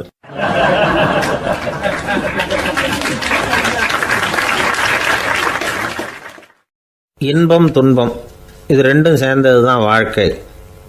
இது எல்லாரும் சொல்லிகிட்டு இருக்கிற ஒரு உண்மை. அது சரி, இது ரெண்டும் வர்றதுக்கு என்ன காரணம்? துறவி ஒருத்தர் யோசித்து பார்த்துருக்கார். இன்ப துன்பம் தோன்றுவதற்கு முக்கியமாக 6 காரணங்கள் உண்டு அப்படிங்கிறார் அவர். அது என்னங்கிறத நாமளும் தெரிஞ்சு வச்சுக்குவோமே. இப்போ முதல் காரணம் சுயநலம். ஒரு தாயார் வந்து தன்னுடைய சுயநலம் கருதி தன்னுடைய மகன் இன்பமாக இருக்கணும்னு ஆசைப்படுறாங்க. மகனும் அப்படியே ஆசைப்படுறான். அதனால் தாயாரின் இன்ப துன்பங்களை பார்த்துட்டு மகனும் இன்ப துன்பம் அடையிறான். அந்த அம்மாவுக்கும் அதே நிலைமை தான்.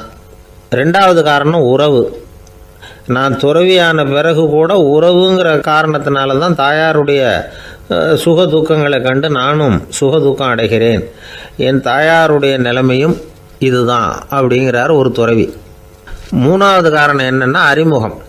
எனக்கு அறிமுகமான ஒருத்தரை ரயில் நிலையத்தில் சந்திக்கிறேன். அவர் தன்னுடைய பணப்பையை எங்கேயோ தொலைச்சி விட்டு வருத்தப்பட்டுக்கிட்டு இருக்கிறார். நானும் வருத்தப்படுறேன். அந்த சமயத்தில் யாரோ ஒருத்தர் இதுதானே அவங்க பணப்பை அப்படின்னு சொல்லி கொண்டாந்து நீட்டுறார். பணப்பையை தொலைச்சவர் சந்தோஷப்படுறார், நானும் சந்தோஷப்படுறேன். இது அந்த துறவி சொல்கிற அனுபவம். 4வது காரணம் என்னென்னா கருணை.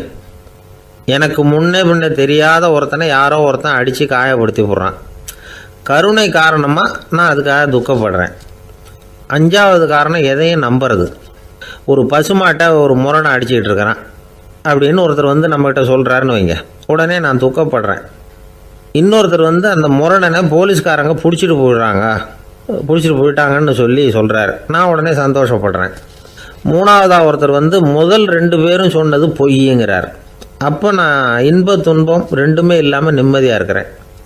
இது ஒரு விதம். அடுத்தது 6வது காரணம் என்னென்னா தன்மயமாகுதல். ஒரு நாவல் படிச்சுக்கிட்டு இருக்கிறோம், அதில் வர்ற பாத்திரங்களோட நாம் ஒன்றி போயிடுறோம். அதில் வர்ற பாத்திரங்கள் சிரிச்சுதுன்னா நாமளும் சிரிக்கிறோம், அது அழுதுன்னா நாமளும் அழறோம். அதெல்லாம் வந்து அந்த துறவி சொல்கிற அனுபவ உண்மைகள். இன்ப துன்பம் இது ரெண்டும் தோன்றுவதற்கு சுயநலம், உறவு, அறிமுகம், கருணை, எதையும் நம்புறது, தன்மயமாகிறது, இது எல்லாம் தான் முக்கிய காரணம் அப்படின்னு அவர் சொல்கிறார். ஆகக்கூடி ஒட்டு மொத்தமாக யோசனை பண்ணி பார்த்தா பிற பொருள்கள் மீது பற்றுதல் காரணமாக தான் நாம் வந்து இன்ப துன்பம் அடையிறோம் அப்படிங்கிறத புரிஞ்சிக்க முடியுது. மனுஷன் வந்து இன்ப துன்பம் அடையிறதுக்கு 7வது காரணம் கூட ஒன்று உண்டு அப்படின்னு சொல்லிகிட்டே வந்தார் ஒருத்தர். அது என்ன அப்படின்னு கேட்டோம். அதுதான் சார் இந்த நீங்கள் சொல்லிட்டு வர்ற இன்று ஒரு தகவல்னார். எப்படி சொல்கிறீங்கன்னு கேட்டோம். இன்று ஒரு தகவல் கேட்க ஆரம்பிக்கிறப்போ மனசில் இன்பம், ஆரம்பித்த உடனே இது ஏற்கனவே கேட்ட சமாச்சாரமாச்சே அப்படின்னு நினைக்கிறப்போ துன்பம் அப்படின்னு அதுக்கு ஒரு விளக்கம் கொடுத்தார் அவர்.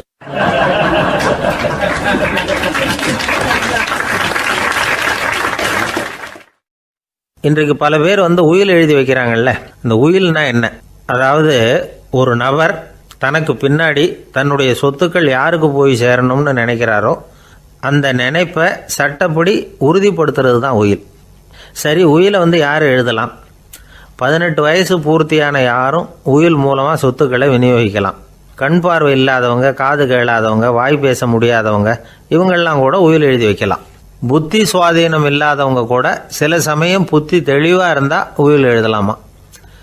குடிபோதையில் இருக்கிறவங்க, தாங்கள் என்ன செய்கிறோங்கிறது தெளிவாக அறிய முடியாதவங்க, நோய் நொடியில் இருக்கிறவங்க, இவங்கெல்லாம் உயில் எழுத முடியாது. ஒருத்தரை நிர்பந்தப்படுத்தி ஏமாற்றி அல்லது சுய நினைவில்லாத ஒருத்தர்கிட்ட எழுதி வாங்கி வைக்கிற உயில் செல்லாது.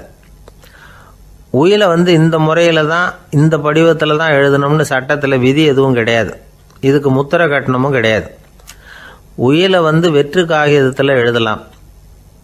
அச்சடிக்கணும், டைப் அடிக்கணுங்கிற அவசியம் கூட இல்லை.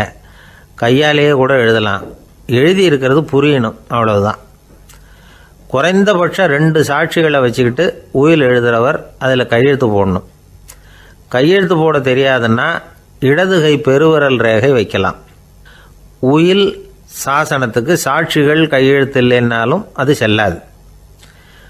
அப்புறம் ப்ரிவிலேஜ்டு வில் அப்படின்னு இருக்கு. அதுக்கு மட்டும் சாட்சிகள் தேவையில்லை. அது என்னென்னா, இந்த விமானப்படை, கப்பல் படை அல்லது யுத்தத்தில் பணிபுரியும் நபர்கள் அவங்கெல்லாம் இருக்கிறாங்க இல்லையா, அப்படிப்பட்டவங்க எழுதுகிற உயில் அது. அதுக்கு சில விசேஷ சலுகைகள் உண்டு.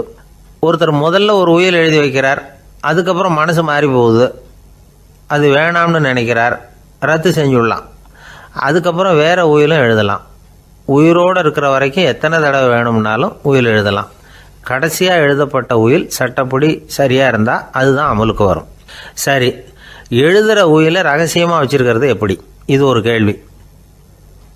இதுக்கு என்ன செய்யணும்னா, ஒருத்தர் உயிலை எழுதினதுக்கு அப்புறம் அவர் தானாவோ அல்லது அங்கீகரிக்கப்பட்ட முகவர் மூலமாகவோ, அதாவது ஒரு ஏஜெண்ட் மூலமாகவோ, ஒரு கவரில் போட்டு சீல் வச்சு கவர் மேலே தன்னுடைய பெயரை எழுதி அல்லது அந்த ஏஜெண்ட் பெயரை எழுதி கவர் மேலே என்ன அடக்கம் செய்யப்பட்டிருக்கு, உள்ளே என்ன இருக்குது அப்படிங்கிற விவரம்லாம் எழுதி சார் பதிவாளர்கிட்ட ஒப்படைக்கலாம்.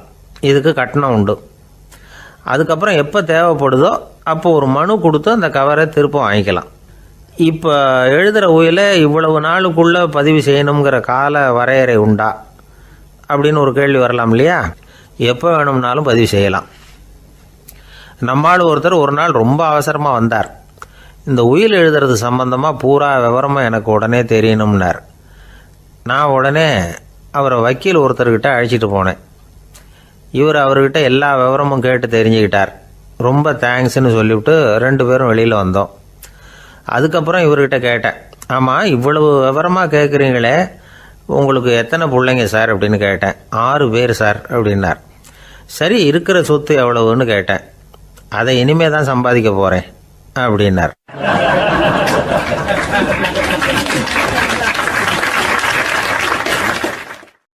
வயிறு பசிக்குதேங்கிறது சிலரோட கவலை, வயிறு பசிக்க மாட்டேங்குதே அப்படிங்கிறது சில பேரோட கவலை. 2 விதமான கவலைக்கும் வயிறு தான் காரணமாக இருக்குது. வயிறு பசிச்சதுன்னா அது இயற்கை, வயிறு பசிக்கலைன்னா அது வியாதி. ஆனால் பசியையும் நாம் பசிப்பிணி அப்படின்னு தான் சொல்லுவோம். என்ன காரணம்? வியாதியை போக்க வேண்டியது எவ்வளவு முக்கியமோ அதை விட முக்கியம் பசியை போக்க வேண்டியது. ஒரு சமுதாயத்தில் பசிப்பிணியே இருக்கக்கூடாது, அதுதான் நல்ல சமுதாயம். பசியை போக்கணும்னா சாப்பாடு போடணும், பசியின்மையை போக்கணும்னா வைத்தியம்தான் பண்ணணும். இது சம்பந்தமாக எவ்வளவோ ஆராய்ச்சிகள் நடக்குது, நிறைய மருந்து கண்டுபிடிச்சிருக்கிறாங்க. நம்ம உடம்புல பசியை தூண்டக்கூடிய பகுதி எது, இதை முதல்ல தெரிஞ்சுக்கணும் இல்லையா? நாம் சாப்பிட்ற ஆகாரம் செரிக்கிறதுக்கு எது காரணம் தெரியுமா? நம்ம மூளையோட பின்பகுதி தான் அதுக்கு காரணமாக இருக்குதாம். மூளையின் பின்பகுதியில் நரம்பு செல்களால் ஆன 2 வகையான ஆரக்சின்கள் தான் பசியை உண்டாகுது அப்படின்னு கண்டுபிடிச்சிருக்கிறாங்க. 2 ஆய்வாளர்கள் இதை கண்டுபிடிச்சிருக்காங்க. அவங்க 2 பேரும் டெக்சாஸ் பல்கலைக்கழகத்தில் ஹார்வர்டு ஹக்ஸ் மருத்துவ கல்வி நிலையத்தில் பணிபுரிகிறவங்களாம். உண்பது தேவைங்கிறது உணரப்படும் போது மூளையின் அந்த குறிப்பிட்ட பகுதி ஆரக்சின் அப்படிங்கிற ஹார்மோன்களை சுரக்கும். அது பசி உணர்வை தூண்டும் அப்படிங்கிறது தான் அந்த ஆய்வாளர்களின் கண்டுபிடிப்பு. இந்த ஆரக்சின் வேறு சில உயிரினங்கள்லேயும் உண்டு. இப்போ எலிகளில் கூட இது இருக்குது. அதனால் எலிகளை வச்சு இது சம்மந்தமாக ஆராய்ச்சி பண்ணாங்க. எலிகள் உடம்பில் ஆரக்சினை செலுத்தி பார்த்தாங்க. உடனே என்னாச்சு தெரியுமா? அந்த எலியெல்லாம் பசியால் துடிக்க ஆரம்பிச்சுட்டுது. எதையாவது தின்னு பசியை தீர்த்தா போதுங்கிற அளவுக்கு அந்த எலிகள்லாம் அல்லாட ஆரம்பிச்சுட்டுது. இயல்பாக சாதாரணமாக அந்த எலிகள் எவ்வளவு சாப்பிடுமோ அது மாதிரி 8 முதல் 10 மடங்கு அதிகமான ஆகாரத்தை 1 மணி நேரத்துக்குள்ளே சாப்பிட்டு தீர்த்துட்டு தான். சில எலிகளின் மூளையில் இந்த ஆரக்சின் அளவை கட்டுப்படுத்தி பார்த்துருக்குறாங்க. உடனே என்னாச்சு தெரியுமா? அதெல்லாம் சாப்பாட்டை கண்டா முகத்தை திருப்பிட்டு போக ஆரம்பிச்சுட்டு தான். அந்த எலிகளுக்கு பசி எடுக்கலையாம். இந்த ஆராய்ச்சியின் அடிப்படையில் பசியை எடுக்காமல் இருக்கிற மனிதர்களுக்கும் பசியை தூண்ட முடியும் அப்படின்னு சொல்லி ஆராய்ச்சியாளர்கள் தெரிவிச்சிருக்கிறாங்க. ஆக ஆரக்சின் தான் பசிக்கு காரணம்ங்கிறது தெரிஞ்சு போச்சு. சரி, இந்த ஆரக்சின் அப்படின்னா என்ன? அது ஒரு கிரேக்க சொல். அதுக்கு பசின்னு அர்த்தம். நம்ம ஆளுங்களுக்கெல்லாம் பசியை தூண்டுறதுக்கு மருந்து தேவையில்லை, பசியை குறைக்கிறதுக்கு தான் மருந்து தேவை. ஒரு அம்மா டாக்டரை தேடி வந்தாங்களாம். டாக்டர், எங்கள் வீட்டுக்காரருக்கு திடீர்னு அகோர பசி, நிறைய சமைச்சு போடுறேன், அவ்வளவையும் சாப்பிட்டுட்டு கீழே கிடக்கிற குப்பை கூலங்களையும் எடுத்து சாப்பிட ஆரம்பிச்சுட்றார், இது என்னன்னு கவனித்து பாருங்கள் அப்படின்னாங்களாம். எவ்வளோ நாளாக அப்படி இருக்குதுன்னு கேட்டிருக்காரு டாக்டர். 1 வாரமாக அப்படி இருக்குதுன்னாங்களாம். இவ்வளவு நாளாக ஏன் சும்மா இருந்தீங்க? ஆரம்பத்திலே இங்கே அழைச்சிட்டு வர வேண்டியது தானே அப்படின்னாரான் டாக்டர். அது ஒன்றும் இல்லை டாக்டர், வீடு பூரா சுத்தமாகட்டுமேன்னு பார்த்துக்கிட்டு இருந்தேன் அப்படின்னாங்களாம் அந்த அம்மா.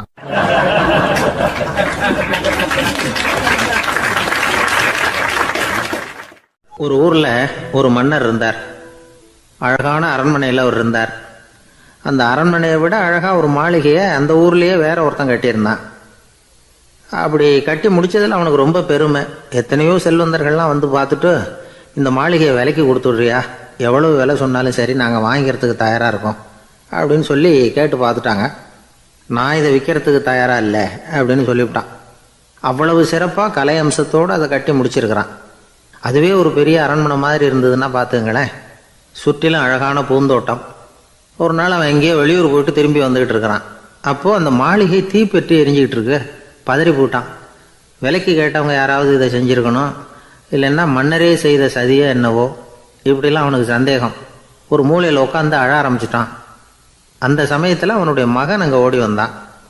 அப்பா அழாதீங்க, இதை நான் நேற்று ராத்திரியே நம்ம ஊர் மன்னருக்கு விற்றுட்டேன். இதை கட்டி முடிக்க நமக்கு எவ்வளவு செலவாச்சோ அதை போல் 3 மடங்கு விலைக்கு விற்றுட்டேன், கவலைப்படாதீங்க. இதை விட அழகான மாளிகையை நாம் புதுசாக கட்டிக்கலாம்னா. இதை கேட்டதும் அழுதுகிட்டு இருந்தவன் அழுகையை நிறுத்தினான், சிரிக்க ஆரம்பிச்சிட்டான். இதே இடத்த நான் மன்னர்கிட்ட இருந்து விலைக்கு வாங்குவேன், இதை விட அழகான மாளிகையை கட்டுவேன் அப்படின்னு சுற்றி நின்று எல்லார்கிட்டையும் சொல்லிக்கிட்டு இருந்தான். இந்த சமயத்தில் அவனோட இளைய மகன் ஓடி வந்தான். அப்பா, அண்ணன் சொன்னதெல்லாம் சரிதான், மன்னர்கிட்ட விலை பேசினதெல்லாம் உண்மைதான், ஆனால் விற்றது பேச்சு அளவில் தான். இனிமே தான் பத்திரம் வாங்கணும், எழுதணும், நீங்கள் கையெழுத்து போடணும், பதிவு பண்ணணும், மன்னர்கிட்ட பணம் வாங்கணும். அதுக்காகத்தான் உங்களை எதிர்பார்த்துக்கிட்டு இருந்தோம். அதுக்குள்ளே இப்படி ஆயிட்டுதுன்னா. இப்போ சிரிச்சுக்கிட்டு இருந்தாவன் சிரிப்பை நிறுத்தினான். மறுபடியும் குழந்தை மாதிரி அழ ஆரம்பிச்சுட்டான். இது ஒரு சம்பவம். இதிலிருந்து என்ன தெரியுது? அந்த அழகான மாளிகை தன்னுடையது அப்படின்னு நினைக்கும் பொழுது அவனுக்கு அழுகை வந்தது. அது தன்னுடையது இல்லை அப்படின்னு நினைக்கிற போது சிரிப்பு வந்தது. மறுபடியும் அது தன்னுடையது தான் அப்படிங்கிற உணர்வு வரும்பொழுது அழுகை. எது எதிலிருந்து நீ நீங்கி இருக்கிறாயோ அது அதிலிருந்து உனக்கு துன்பம் இல்லை அப்படிங்கிறார் திருவள்ளுவர். இந்த உடம்பு என்னுடையதில்லை அப்படிங்கிற உணர்வு வந்துட்டா அது ஒரு பெரிய நிலை. அந்த நிலை வரணும். எல்லாத்தையும் பயன்படுத்திக்கலாம், ஆனால் பற்றில் விழுந்துடக்கூடாது. உலகத்தில் இருங்கள், ஆனால் உலகத்தவராக இருக்காதீர்கள். உலகிற்குள் இருங்கள், உலகம் உங்களுக்குள் வந்துவிட அனுமதிக்காதீர்கள். விலகி இருங்கள், விழித்திருங்கள், மௌனமாய் பார்த்திருங்கள் அப்படிங்கிறது சான்றோர் கருத்து. செய்ய வேண்டிய கடமையிலிருந்து விலகி இருக்கிறவர்கள் நம்மகிட்ட நிறைய பேர் உண்டு. அப்படிப்பட்ட ஒருத்தர் டாக்டர்கிட்ட போனார். டாக்டர், நான் ஒரு கவர்மெண்ட் ஆஃபீஸில் வேலை பார்க்குறேன். எனக்கு ஒரே அசதியாக இருக்குது. என்னை சோதிச்சு பாருங்கள், ஆலோசனை சொல்லுங்கள் ஏதாவதுன்னார். டாக்டர் அவரை பரிசோதனை பண்ணி பார்த்துட்டு சொன்னார், இதோ பாரு, உனக்கு இப்போ தேவைப்படுறது முழு ஓய்வு. நீ எவ்வளவு சீக்கிரமாக ஆஃபீஸுக்கு போறியோ அவ்வளவுக்கு உனக்கு நல்லது அப்படின்னாராம்.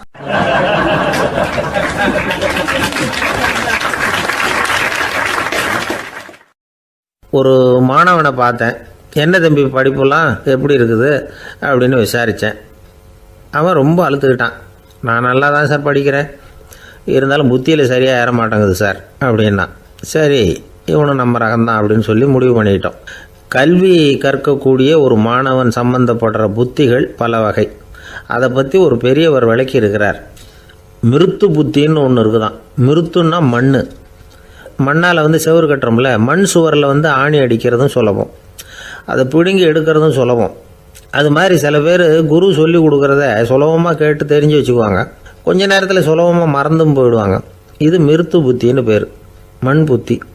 தாரு புத்தின்னு ஒன்று உண்டான். தாருன்னா மரம். அதில் பச்சை மரத்தில் ஆணி அடிக்கிறது சுலபம், ஆனால் அதை எடுக்கிறது கஷ்டம். அது மாதிரி ஆசிரியர்கிட்டேருந்து கேட்டதை கவனமாக மனசில் பதிய வச்சுக்கிட்டு அதை மறக்காமல் இருக்கிறது தாரு புத்தி. பட்டை மரமாக இருந்தால் அதில் ஆணி அடிக்கிறதும் கஷ்டம், அடிக்கிற ஆணியும் சீக்கிரம் நழுவிடும். அது மாதிரி கேட்குற விஷயம் மனசில் பதியறதும் கஷ்டம். அப்படியே பதிஞ்சாலும் அது நீடிச்சு இருக்கிறதும் கஷ்டம், கொஞ்ச காலத்தில் மறந்துடும். இன்னொரு வகை புத்தி ஒன்று உண்டு, அதுக்கு பேர் சிலா புத்தின்னு பேர். சிலான்னா கல். ஒரு கருங்கல்லில் 4 துளையை போட்டு ஒரு துளையில் உளியை வச்சு அடித்தா மற்ற துளை வழியாகவும் பிளந்து கல் 2 ஆகிடும். அது மாதிரி சந்தியான இடங்களில் குறிப்பாக ஒரு பொருளை சொன்னால் அதை வச்சுக்கிட்டு மற்றதையும் தெரிஞ்சுக்கிறது, அது சிலா புத்தின்னு பேர். வேணு புத்தின்னா என்ன தெரியுமா? வேணுன்னா மூங்கில் கணுவில் ஒரு பக்கம் உளியை வச்சு அடித்தா 2 பக்கமும் பிளந்துடும். அது மாதிரி ஒரு செய்தியை கேட்டுக்கிட்டு இருக்கிறப்பவே அதோட முன்பின் தொடர்களையும் தெரிஞ்சுக்கணும், அது வேணு புத்தி. தைல புத்தின்னு ஒன்று உண்டு. தைலம்ங்கிறது எண்ணெய். தண்ணியில் ஒரு துளி எண்ணெயை விட்டால் அது தண்ணி பூரா பரவி போடுதில்ல, அது இப்படி பரவுறது மாதிரி ஆசிரியர் சுருக்கமாக ஒரு கருத்தை சொன்னால் அதை வச்சுக்கிட்டு பூரா விஷயங்களையும் தெரிஞ்சுக்கணும், அது தைல புத்தி. கற்பூர புத்தின்னு ஒன்று கேள்விப்பட்டிருக்கோம். அது எப்படின்னா, கற்பூரம் தீ பட்ட உடனே பிடிச்சிக்கும். ஆசிரியர் சொன்ன உடனே நுண்ணறிவோட பாடங்களை புரிஞ்சுக்கிறது இந்த வகை புத்தி. கரி புத்தின்னு ஒன்று. அது எப்படின்னா, கரியில் நெருப்பை வச்சு விசிறிய பிறகு அதுக்கப்புறம் அது கறி நெருப்பாகும். அது மாதிரி காலம்பரை சாயந்தர வேலைகளில் ஆசிரியர் பாடம் சொல்லி கொடுப்பார், அதை கொண்டு புரிஞ்சுக்கிறது இந்த வகை. கதலித்தண்டு புத்தின்னு ஒன்று சொல்லுவாங்க. கதலிங்கிறது வாழை மரம். வாழைத்தண்டில் தீ வைக்கிறது எவ்வளவு சிரமமோ அவ்வளவு சிரமத்தோடு கல்வி கற்கிறது கதலித்தண்டு புத்தி. இதை தவிர இன்னும் சில வகையான மாணவர்களை கூட அடையாளம் காட்டுறாங்க. ஆசிரியர் சொன்னதில் நல்லதை மட்டும் எடுத்துக்கிறவன் அன்னம். ஆசிரியர் கிடைச்ச இடத்துல பாடத்தை கேட்டுக்கிட்டு பிறகு தனியாக உட்காந்து சிந்திக்கிறவன் பசு. பசுமாடு அப்படி தானே, புல் கண்ட இடத்துல மேயும், அதுக்கப்புறம் நிதானமாக அசை போட்டுக்கும். ஆசிரியர் சொன்னதை தவிர வேறு எதையும் சொல்ல முடியாதவன் கிளி. பல இடங்களில் பாடங்கள் கேட்டு கடைசியில் ஒன்றும் புரியாமல் போகிறவன் ஆடு. ஆடு ஒரு செடியில் வயிறார மேயாது, ஒரே செடியில் இக்கரைக்கு அக்கறை பச்சைன்னா அங்கேயும் இங்கேயும் அலைஞ்சிக்கிட்டே இருக்கும். சில பேருக்கு எருமைன்னு பேர். எருமை எப்படின்னா குளத்து நீரை கலக்கி தான் குடிக்கும். அது மாதிரி ஆசிரியர் மனசை நோக செய்து பயில்கிற மாணவர்கள்லாம் இந்த ரகம். இவ்வளவுலாம் இருந்தாலும் இந்த காலத்து மாணவர்கள்லாம் ஒரு தனி ரகம். ஒரு ஆசிரியர் வகுப்பில் பாடம் நடத்திக்கிட்டு இருந்தார். இலக்கண வகுப்பு. இறந்த காலம், நிகழ்காலம், எதிர்காலம், past tense, present tense, future tense, இதை பற்றிலாம் பாடம் நடத்துகிறார். எல்லாம் சொல்லி கொடுத்துட்டு இப்போ நான் ஒரு வாக்கியம் சொல்லுவேன், அது என்ன காலம் அப்படிங்கிறத நீங்கள் சொல்லணும்னார் ஆசிரியர். சரின்னாங்க மாணவர்கள்லாம். நான் நாளைக்கும் பாடம் நடத்த போகிறேன், இது என்ன காலம் அப்படின்னு கேட்டார் ஆசிரியர். அதாவது நான் நாளைக்கும் பாடம் நடத்த போகிறேன், இந்த வாக்கியம் என்ன காலம்னு கேட்டார். ஒரு பையன் மெதுவாக எழுந்திரிச்சு சொன்னான், இது எங்கே போதாத காலம் சார் அப்படின்னு சொல்லிவிட்டு உட்காந்துட்டானா.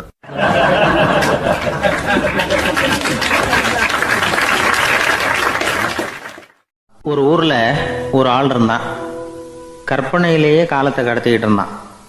ஒரு நாள் ஒரு மரத்தடியில் உட்காந்துருந்தான். அவனுக்கு பசிக்கிற மாதிரி தெரிஞ்சுது. உடனே கற்பனையிலேயே சாப்பிட ஆரம்பிச்சிட்டான். அதாவது எதிரில் இலை போட்டு சாப்பாடு போடப்பட்டிருக்கிறதாகவும் அதை இவன் சாப்பிட்றதாகவும் நினச்சிக்கிட்டு கையை மட்டும் வாய்க்கும் தரைக்குமா அப்படியும் இப்படியும் கொண்டுகிட்டு போய் பாவனை பண்ணிக்கிட்டே இருக்கிறான். தூரத்தில் இருந்து பார்க்குறவங்களுக்கு இவன் ஏதோ பலமான விருந்து சாப்பிட்டுக்கிட்டு இருக்கிறான் அப்படின்னு தான் தோணும். அது மாதிரியே பண்ணிக்கிட்டு இருந்தான். அந்த வழியாக ஒரு சன்னியாசி வந்துக்கிட்டு இருந்தார். இவனை பார்த்தார். என்ன இவன் இப்படி பண்ணிகிட்டு இருக்கிறானே அப்படின்னு நினச்சாரு. கொஞ்ச நேரம் அவனையே உத்து பார்த்துக்கிட்டு இருந்தார். இவரை பார்த்ததும் அவன் இன்னமும் சுவாரஸ்யமாக சாப்பிட ஆரம்பிச்சிட்டான். அப்பப்பா என்ன இது, இந்த குழம்பு இவ்வளவு காரமாக இருக்குது, என்னுடைய நாக்கே எரிஞ்சு போடும் போல இருக்கே அப்படின்னு சொல்லிக்கிட்டு பக்கத்தில் ஒரு குவளையை எடுத்து தண்ணி குடிக்கிறது மாதிரி பாவனை பண்ணுறான். அப்பாடா இப்போ கொஞ்சம் பரவாயில்ல அப்படின்னு சொல்லிக்கிட்டு குவளையை கீழே வைக்கிறது மாதிரி ஒரு பாவனை பண்ணுறான். சன்னியாசி பார்த்தார். என்னப்பா சாப்பாட்டில் காரம் அதிகமோ அப்படின்னார். ஆமாம் சுவாமி, ஞாபகம் மறதியில் கொஞ்சம் மிளகாய் அதிகமாக சேர்த்துக்கிட்டேன் அப்படின்னா. சரி சாப்பிடு அப்படின்னு சொல்லிட்டார். அவன் சாப்பிட்டு முடிக்கிற வரைக்கும் பொறுமையாக உட்காந்துருந்தார். அவன் அப்பாடா அப்படின்னு சொல்லிட்டு மறுபடியும் தண்ணியை எடுத்து குடித்தான். எல்லாம் கற்பனையிலேயே. அதுக்கப்புறம் சன்னியாசி பேச ஆரம்பித்தார். இதை பாருப்பா, உன்னுடைய கற்பனையை நான் மெச்சுறேன். இருந்தாலும் உன் சாப்பாட்டில் ஒரு இனிப்பையும் வச்சுருக்கலாமே, ஏன் மிளகாயை அளவுக்கு அதிகமாக போட்டுவிட்டு அவஸ்தைப்படுறேன் அப்படின்னார். அவன் யோசிக்க ஆரம்பித்தான். அதுக்கப்புறம் இவர் சொன்னார், இதை பாருப்பா, இனிமேல் உன்னுடைய கற்பனையும் உயர்ந்ததாக இருக்கட்டும் அப்படின்னு உபதேசம் பண்ணிவிட்டு போனார். எப்பவும் உயர்வை பற்றியே சிந்திக்கணும்.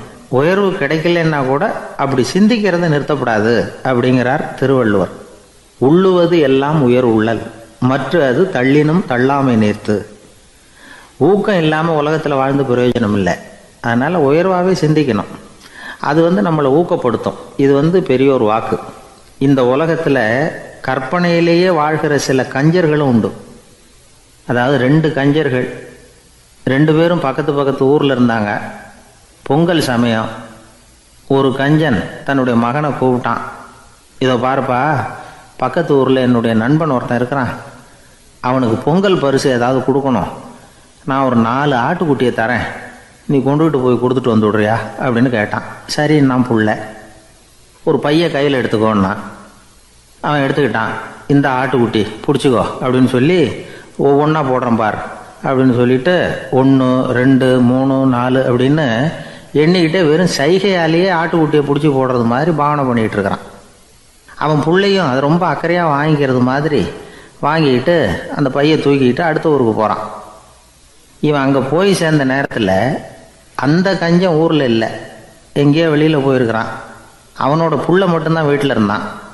இவன் அவன்கிட்ட, இதை பாரு, எங்கள் அப்பா உங்கள் அப்பாவுக்கு ஆட்டுக்குட்டி கொடுத்து அனுப்பியிருக்கிறாரு, பிடிச்சிக்கோ அப்படின்னு சொல்லி பாவனையிலேயே ஒவ்வொன்றா எடுத்து அவங்ககிட்ட கொடுத்துட்டான்.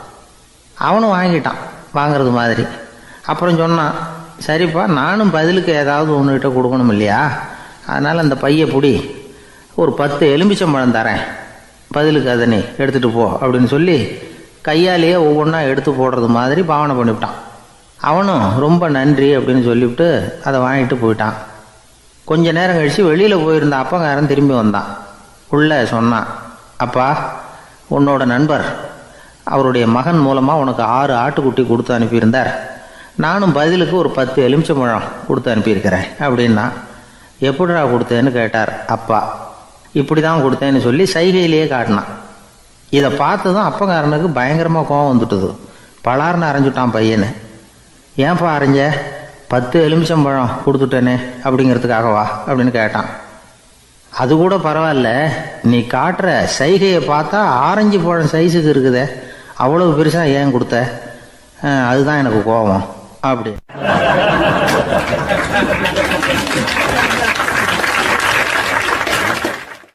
ஒருத்தர் ஓடி வந்தார். இன்னொருத்தரை பார்த்து, சார், உங்கள் சைக்கிளை ஒரு நாள் இரவல் கொடுங்களேன், பக்கத்து ஊருக்கு போயிட்டு வர வேண்டியிருக்கு அப்படின்னார்.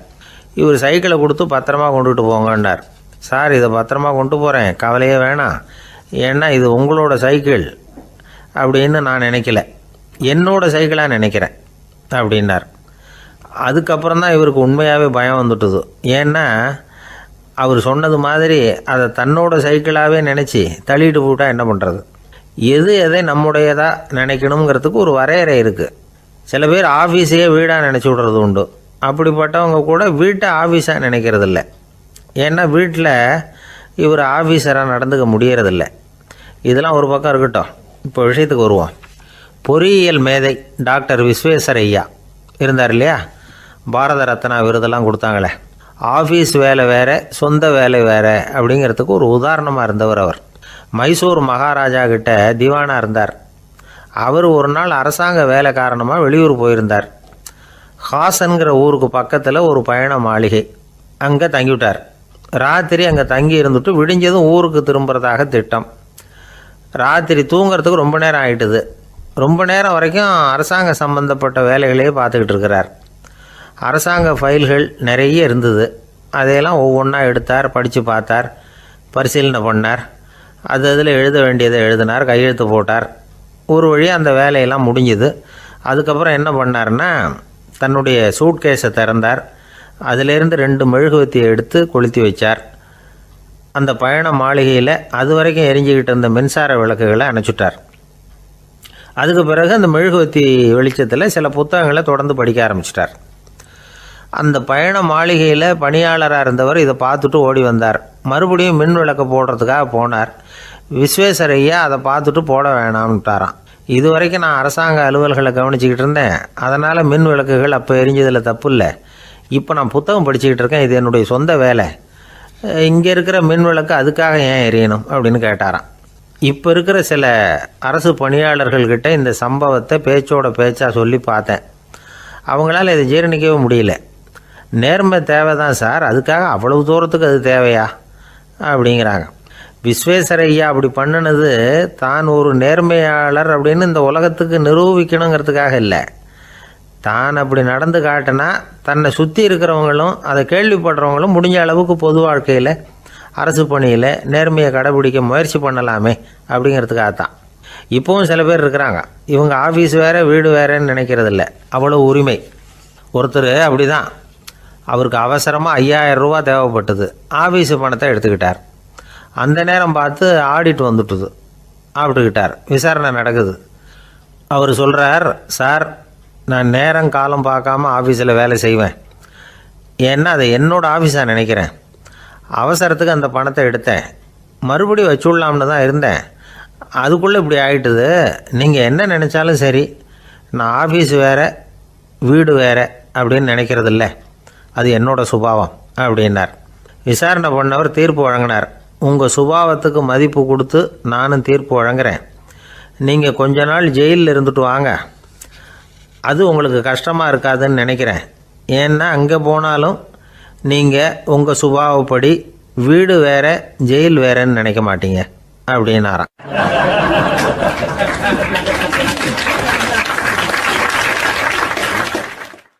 ஒரு நண்பர் யாருக்கோ ஃபோன் பண்ணிகிட்டு இருந்தார். அவர் பேசி முடித்ததும் நான் அவரை பார்த்து, இப்போ ஃபோன் பண்ணிங்களே அந்த ஃபோன் நம்பர் என்ன அப்படின்னு கேட்டேன். அவர் தலையை சொரிஞ்சுக்கிட்டார், ஞாபகம் வரலன்னார். சரி சார் அதை விடுங்க, உங்கள் மனைவி பேர் என்ன அப்படின்னு கேட்டேன். மாலதின்னார். என்ன சார் இது வேடிக்கை, கொஞ்ச நேரத்துக்கு முன்னாடி பேசின ஃபோன் நம்பர் மறந்து போச்சு, எப்போவோ கல்யாணம் பண்ணிக்கிட்ட மனைவி பேர் மறக்கலை, அதை கரெக்டாக சொல்லிவிட்டீங்களே அப்படின்னு கேட்டேன். அவர் என்ன ஒரு மாதிரியாக பார்த்தார். அவர் அப்படி என்னை பார்த்ததில் ஒன்றும் தப்பு இல்லை, ஏன்னா நாம் எல்லாருமே அப்படித்தானே. ஒரு குறிப்பிட்ட காரியத்துக்காக தொலைபேசியில் ஒருத்தட்ட பேசுகிறோம், அதுக்கப்புறம் அந்த எண் நமக்கு அனாவசியம், அதனால் மறந்துடுறோம். இதுக்கு பேர் தான் தற்காலிக ஞாபகம். ஆனால் மனைவி பேரை மறந்துட முடியுமா? முடியாது. அது அவசியமான ஒன்று. அடிக்கடி அந்த பேரை உபயோகப்படுத்துகிறோம், அதனாலேயும் அது முக்கியங்கிறதுனாலேயும் அதை மறக்கறதில்ல. இதுக்கு பேர் நிரந்தர ஞாபகம். சரி, இந்த தற்காலிக ஞாபகம் நிரந்தர ஞாபகம் இது 2 ஞாபக அளவுகளையும் கட்டுப்படுத்துறது எது அப்படின்னா மூளைக்குள்ளே நடக்கிற மின்சார நடவடிக்கைகள் தான். தற்காலிக ஞாபகம் ஒரு மின்னல் மாதிரி தோன்றி மறையுது. நிரந்தர ஞாபகம் ஒரு படிவம் போல மூளையில் படிஞ்சுடுது. ஒரு சம்பவத்தின் பல பிரதிகள் மூளையில் பல்வேறு பகுதிகளிலேயும் படிகிறதுனால ஒன்று மறைஞ்சாலும் மறந்தாலும் இன்னொன்று மறையறதில்ல. இப்படிப்பட்ட நிலைமையில தான் இந்த தொண்டையில் இருக்கு, வாயில் வரமாட்டேங்குது சார் அப்படிமா. ஒருத்தருக்கு எந்த துறையில் ஆர்வமும் ஈடுபாடும் அதிகமோ அது சம்பந்தமான ஞாபக சக்தி அதிகமாக இருக்கும். தொழிலை விரும்புகிற ஒரு டெலிஃபோன் ஆப்ரேட்டருக்கு எண்கள்லாம் நல்ல ஞாபகம் இருக்கும். அது மாதிரி கவிஞர்களுக்கு வார்த்தைகள் நல்ல ஞாபகத்தில் இருக்கும். இது ஒரு பக்கம் இருந்தாலும் ஒரு மூளை எண்களை விட எழுத்துக்களை விட படங்களை ரொம்ப சுலபமாக ஞாபகத்தில் வச்சுக்குது. புரிஞ்சுக்கிற தன்மை, அனுபவம், புத்தி கூர்மை இது கூடி குறையிறத பொறுத்து ஞாபக சக்தியும் ஏறும் இறங்கும். இப்போ உதாரணத்துக்கு ஒரு பையனுக்கு படித்தது எதுவும் ஞாபகத்தில் இல்லைன்னா அவன் அதை சரியாக புரிஞ்சுக்கலைன்னு அர்த்தம். இந்த மறதிங்கிறது எந்த சமயத்தில் ஒரு பிரச்சனை ஆகுது தெரியுமா? உங்களுக்கு வேண்டியப்பட்ட ஒருத்தரை ஞாயிற்றுக்கிழமை சாயந்தரம் சரியாக 5 மணிக்கு கடற்கரைக்கு வர சொல்லிவிட்டு அந்த நேரத்தை மறந்துவிட்டா அது பரவாயில்ல, வர சொன்னதையே மறந்துவிட்டா தான் நிலைமை மோசம்னு அர்த்தம். இப்படி இருந்தால் இது சிகிச்சை எடுத்துக்க வேண்டிய நிலைமைங்கிறத புரிஞ்சுக்கணும். ஆமாம், இதுக்கும் மருந்து இருக்குது. ஆனால் மூளை குறிப்பிட்ட அளவுக்கும் கீழே இயங்குறப்போவோ இன்னொன்று சொல்லுவாங்க, இந்த நியூரோ டிரான்ஸ்மிட்டர் அப்படின்னு சொல்லுவாங்க. அப்படிங்கிற மூளை ரசாயனம் ரொம்பவும் குறைஞ்சி போகிறப்போ மட்டும்தான் உபயோகப்படும். டாக்டர் என்ன சொல்கிறாங்க தெரியுமா? மூளையை பொறுத்த வரைக்கும் அதில் ஞாபக சக்தி அதிகமாக உள்ள மூளை, மறதி உள்ள மூளை அப்படின்னு ஒன்றும் கிடையாது அப்படிங்கிறாங்க. நினைவு வச்சுக்கிறதுக்கு பயிற்சி அளிக்கப்பட்ட மூளை, பயிற்சியற்ற மூளை அப்படின்னு வேணும்னா சொல்லலாம் அப்படின்னு சொல்கிறாங்க. அதனால் நம்ம ஞாபக சக்திங்கிறது நம்மக்கிட்ட இருக்கிற பயிற்சி, முயற்சி இதை பொறுத்து தான் அமையும். ஒருத்தர் ஒரு பென்சிலை எங்கேயோ வச்சுக்கிட்டு தேடிக்கிட்டு இருந்தார். அப்புறம் என்னமோ தீவிரமாக யோசனை பண்ணி அதை ஞாபகப்படுத்தி பார்த்துக்கிட்டு இருந்தாராம். எதிரில் உட்காந்துருந்தவர் சொன்னார், பென்சிலை தானே தேடிக்கிட்டு இருக்கீங்க, அது உங்கள் வலது காதில் இருக்குது சார் அப்படின்னாராம் அவர். இதுக்கு அவர் சொல்லியிருக்காரு, பென்சிலை வலது காதில் தான் வச்சுருக்கேங்கிறது எனக்கு நல்லா ஞாபகம் இருக்குது, ஆனால் எது வலது காதுங்கிறது தான் மறந்து போச்சு அப்படின்னாராம். அவர் அதை தான் யோசிச்சுட்டு இருந்திருக்கிறார்.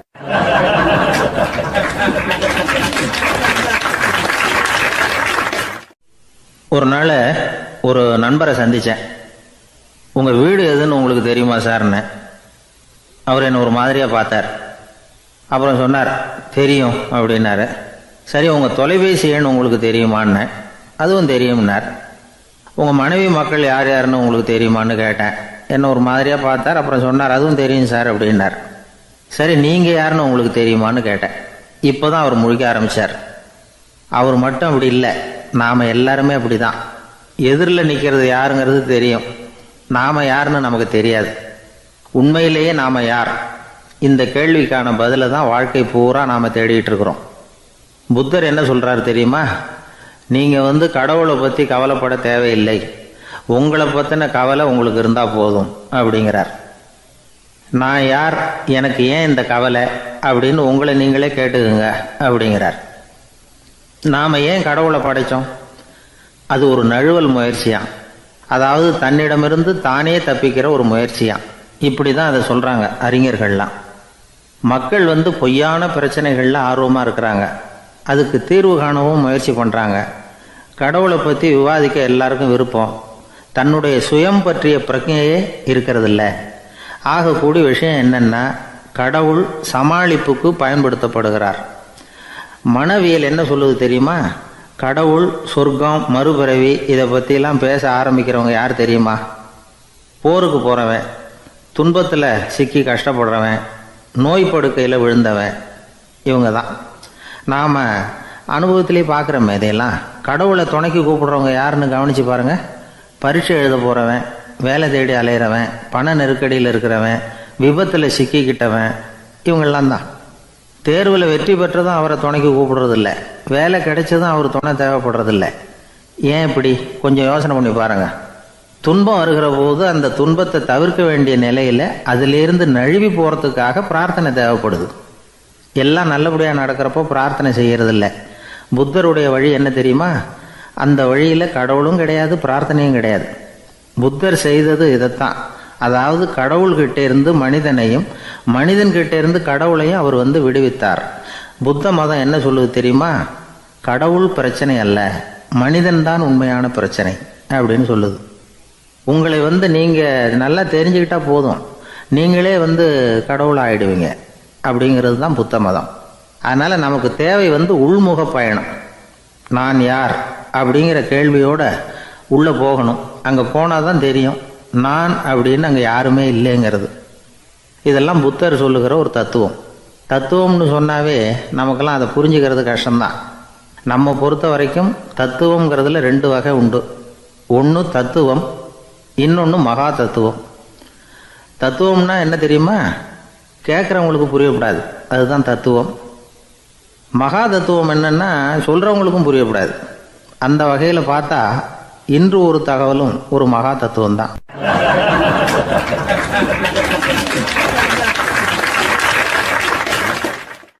எனக்கு ஒரு உதவி செய்யணும் அப்படின்னு நம்மளை பார்த்து ஒருத்தர் கேட்குறாருன்னு வச்சுங்களேன், உடனே நாம் அவரை பார்த்து என்ன உதவின்னு கேட்போம். இதுதான் சராசரி மனிதர்களின் இயல்பு. ஆனால் ஒருத்தர் எனக்கு ஒரு உதவி செய்யணும் அப்படின்னு கேட்ட உடனே என்ன உதவின்னு கூட கேட்காம சரி செய்கிறேன் அப்படின்னு ஒத்துக்கிறது இருக்கு பாருங்கள், அது கொஞ்சம் அபூர்வம். அந்த காலத்தில் ஒருத்தர் இருந்தார். அவர் எப்படி தெரியுமா? உதவி கேட்குறவங்க நல்லவங்களா கெட்டவங்களா அப்படின்னு கூட பார்க்கல, தனக்கு நன்மையா தீமையா அப்படின்னு கூட பார்க்கல, உதவி செய்கிறேன்னு புறப்பட்டு விட்டார். அவர் யார் தெரியுமா? அவர் தான் நல சக்கரவர்த்தி. அவர் மாதிரி நாமும் உதவி கேட்குறவங்களுக்கு உடனே உதவி செய்கிறதுக்கு தயாராக இருக்கணும் அப்படின்னு சொன்னார் ஒரு ஆன்மீக பேச்சாளர். நல சரித்திரத்தை அவர் சொல்லிக்கிட்டு இருந்தார். இந்திரன், அக்னி, வருணன், யமன் இவங்க 4 பேரும் நலனை பார்த்து எங்களுக்கு நீ உதவி செய்யணும், எங்களுக்காக நீ தூது போகணும் அப்படின்னு கேட்குறாங்க. யாருக்கிட்ட தூது போகணும், என்ன காரியத்துக்காக போகணும் அப்படின்னு கேட்கணும்ல. நலன் அப்படி கேட்கவே இல்லை, உடனே சரின்னு ஒத்துக்கிறான். அதுக்கப்புறம் அவங்க விவரம் சொல்கிறாங்க, என்ன உதவி, யாருக்கிட்ட தூது போகணும் அப்படிங்கிற விவரத்தை சொல்கிறாங்க. நலனுக்கும் அப்புறம்தான் புரியுது, எந்த தமயந்தியை இவன் காதலிச்சானோ, எந்த தமயந்தின் சுயம்பரத்துக்காக இவன் போய்கிட்டு இருக்கிறானோ அந்த தமயந்தியை பார்த்து தங்களுக்காக அவகிட்ட வாதாடணும், பேசணும், தங்களில் ஒருத்தரை கல்யாணம் பண்ணிக்கும்படியாக கேட்கணும் அப்படின்னு அவங்க 4 பேரும் நலன்கிட்ட கேட்குறாங்க. இதை கேட்டதும் நலன் கொஞ்சம் கூட முகம் சுளிக்கலை, பதட்டப்படலை. நேராக தமயந்தி கிட்ட போகிறான். இந்திரன், அக்னி, வருணன், யமன் இவங்களோட சிறப்புகளை எடுத்து சொல்கிறான். இவங்களில் ஒருத்தரை கல்யாணம் பண்ணிக்கலாம் அப்படின்னு சொல்லி கேட்டுக்கிறான். ஆனால் இதுக்கு தமயந்தி சம்மதிக்கலை. சுயம்வரம் நடக்குது, அவள் நலனை தேர்ந்தெடுக்கிறாள். அந்த 4 பேரும் நலனுக்கு நிறைய வரங்கள்லாம் கொடுக்குறாங்க. அதுக்கப்புறம் இப்படி போகுது கதை. இதில் நாம் கவனிக்க வேண்டியது என்னென்னா, உதவின்னு கேட்ட உடனே என்ன உதவின்னு கேட்காம சரி செய்கிறேன்னு சொன்னான் பாருங்கள், அதை கொஞ்சம் சிந்திக்கணும். செய்கிறேன்னு ஒத்துக்கிட்டதுக்கு அப்புறம் அது என்ன உதவின்னு தெரிஞ்சும் முகம் சுளிக்காமல் அதை செஞ்சான் பாருங்கள், அதையும் கொஞ்சம் சிந்திக்கணும். நம்மால் ஒருத்தன் ஒரு நண்பனை தேடி போனால் எனக்கு ஒரு உதவின்னா சரி சொல்லுன்னா, இப்போ உங்ககிட்ட 2 கார் இருந்தால் என்ன பண்ணுவேன்னா உடனே அதில் ஒன்று உங்ககிட்ட கொடுத்துருவேன்னா, அவன் உங்ககிட்ட 2 பங்களா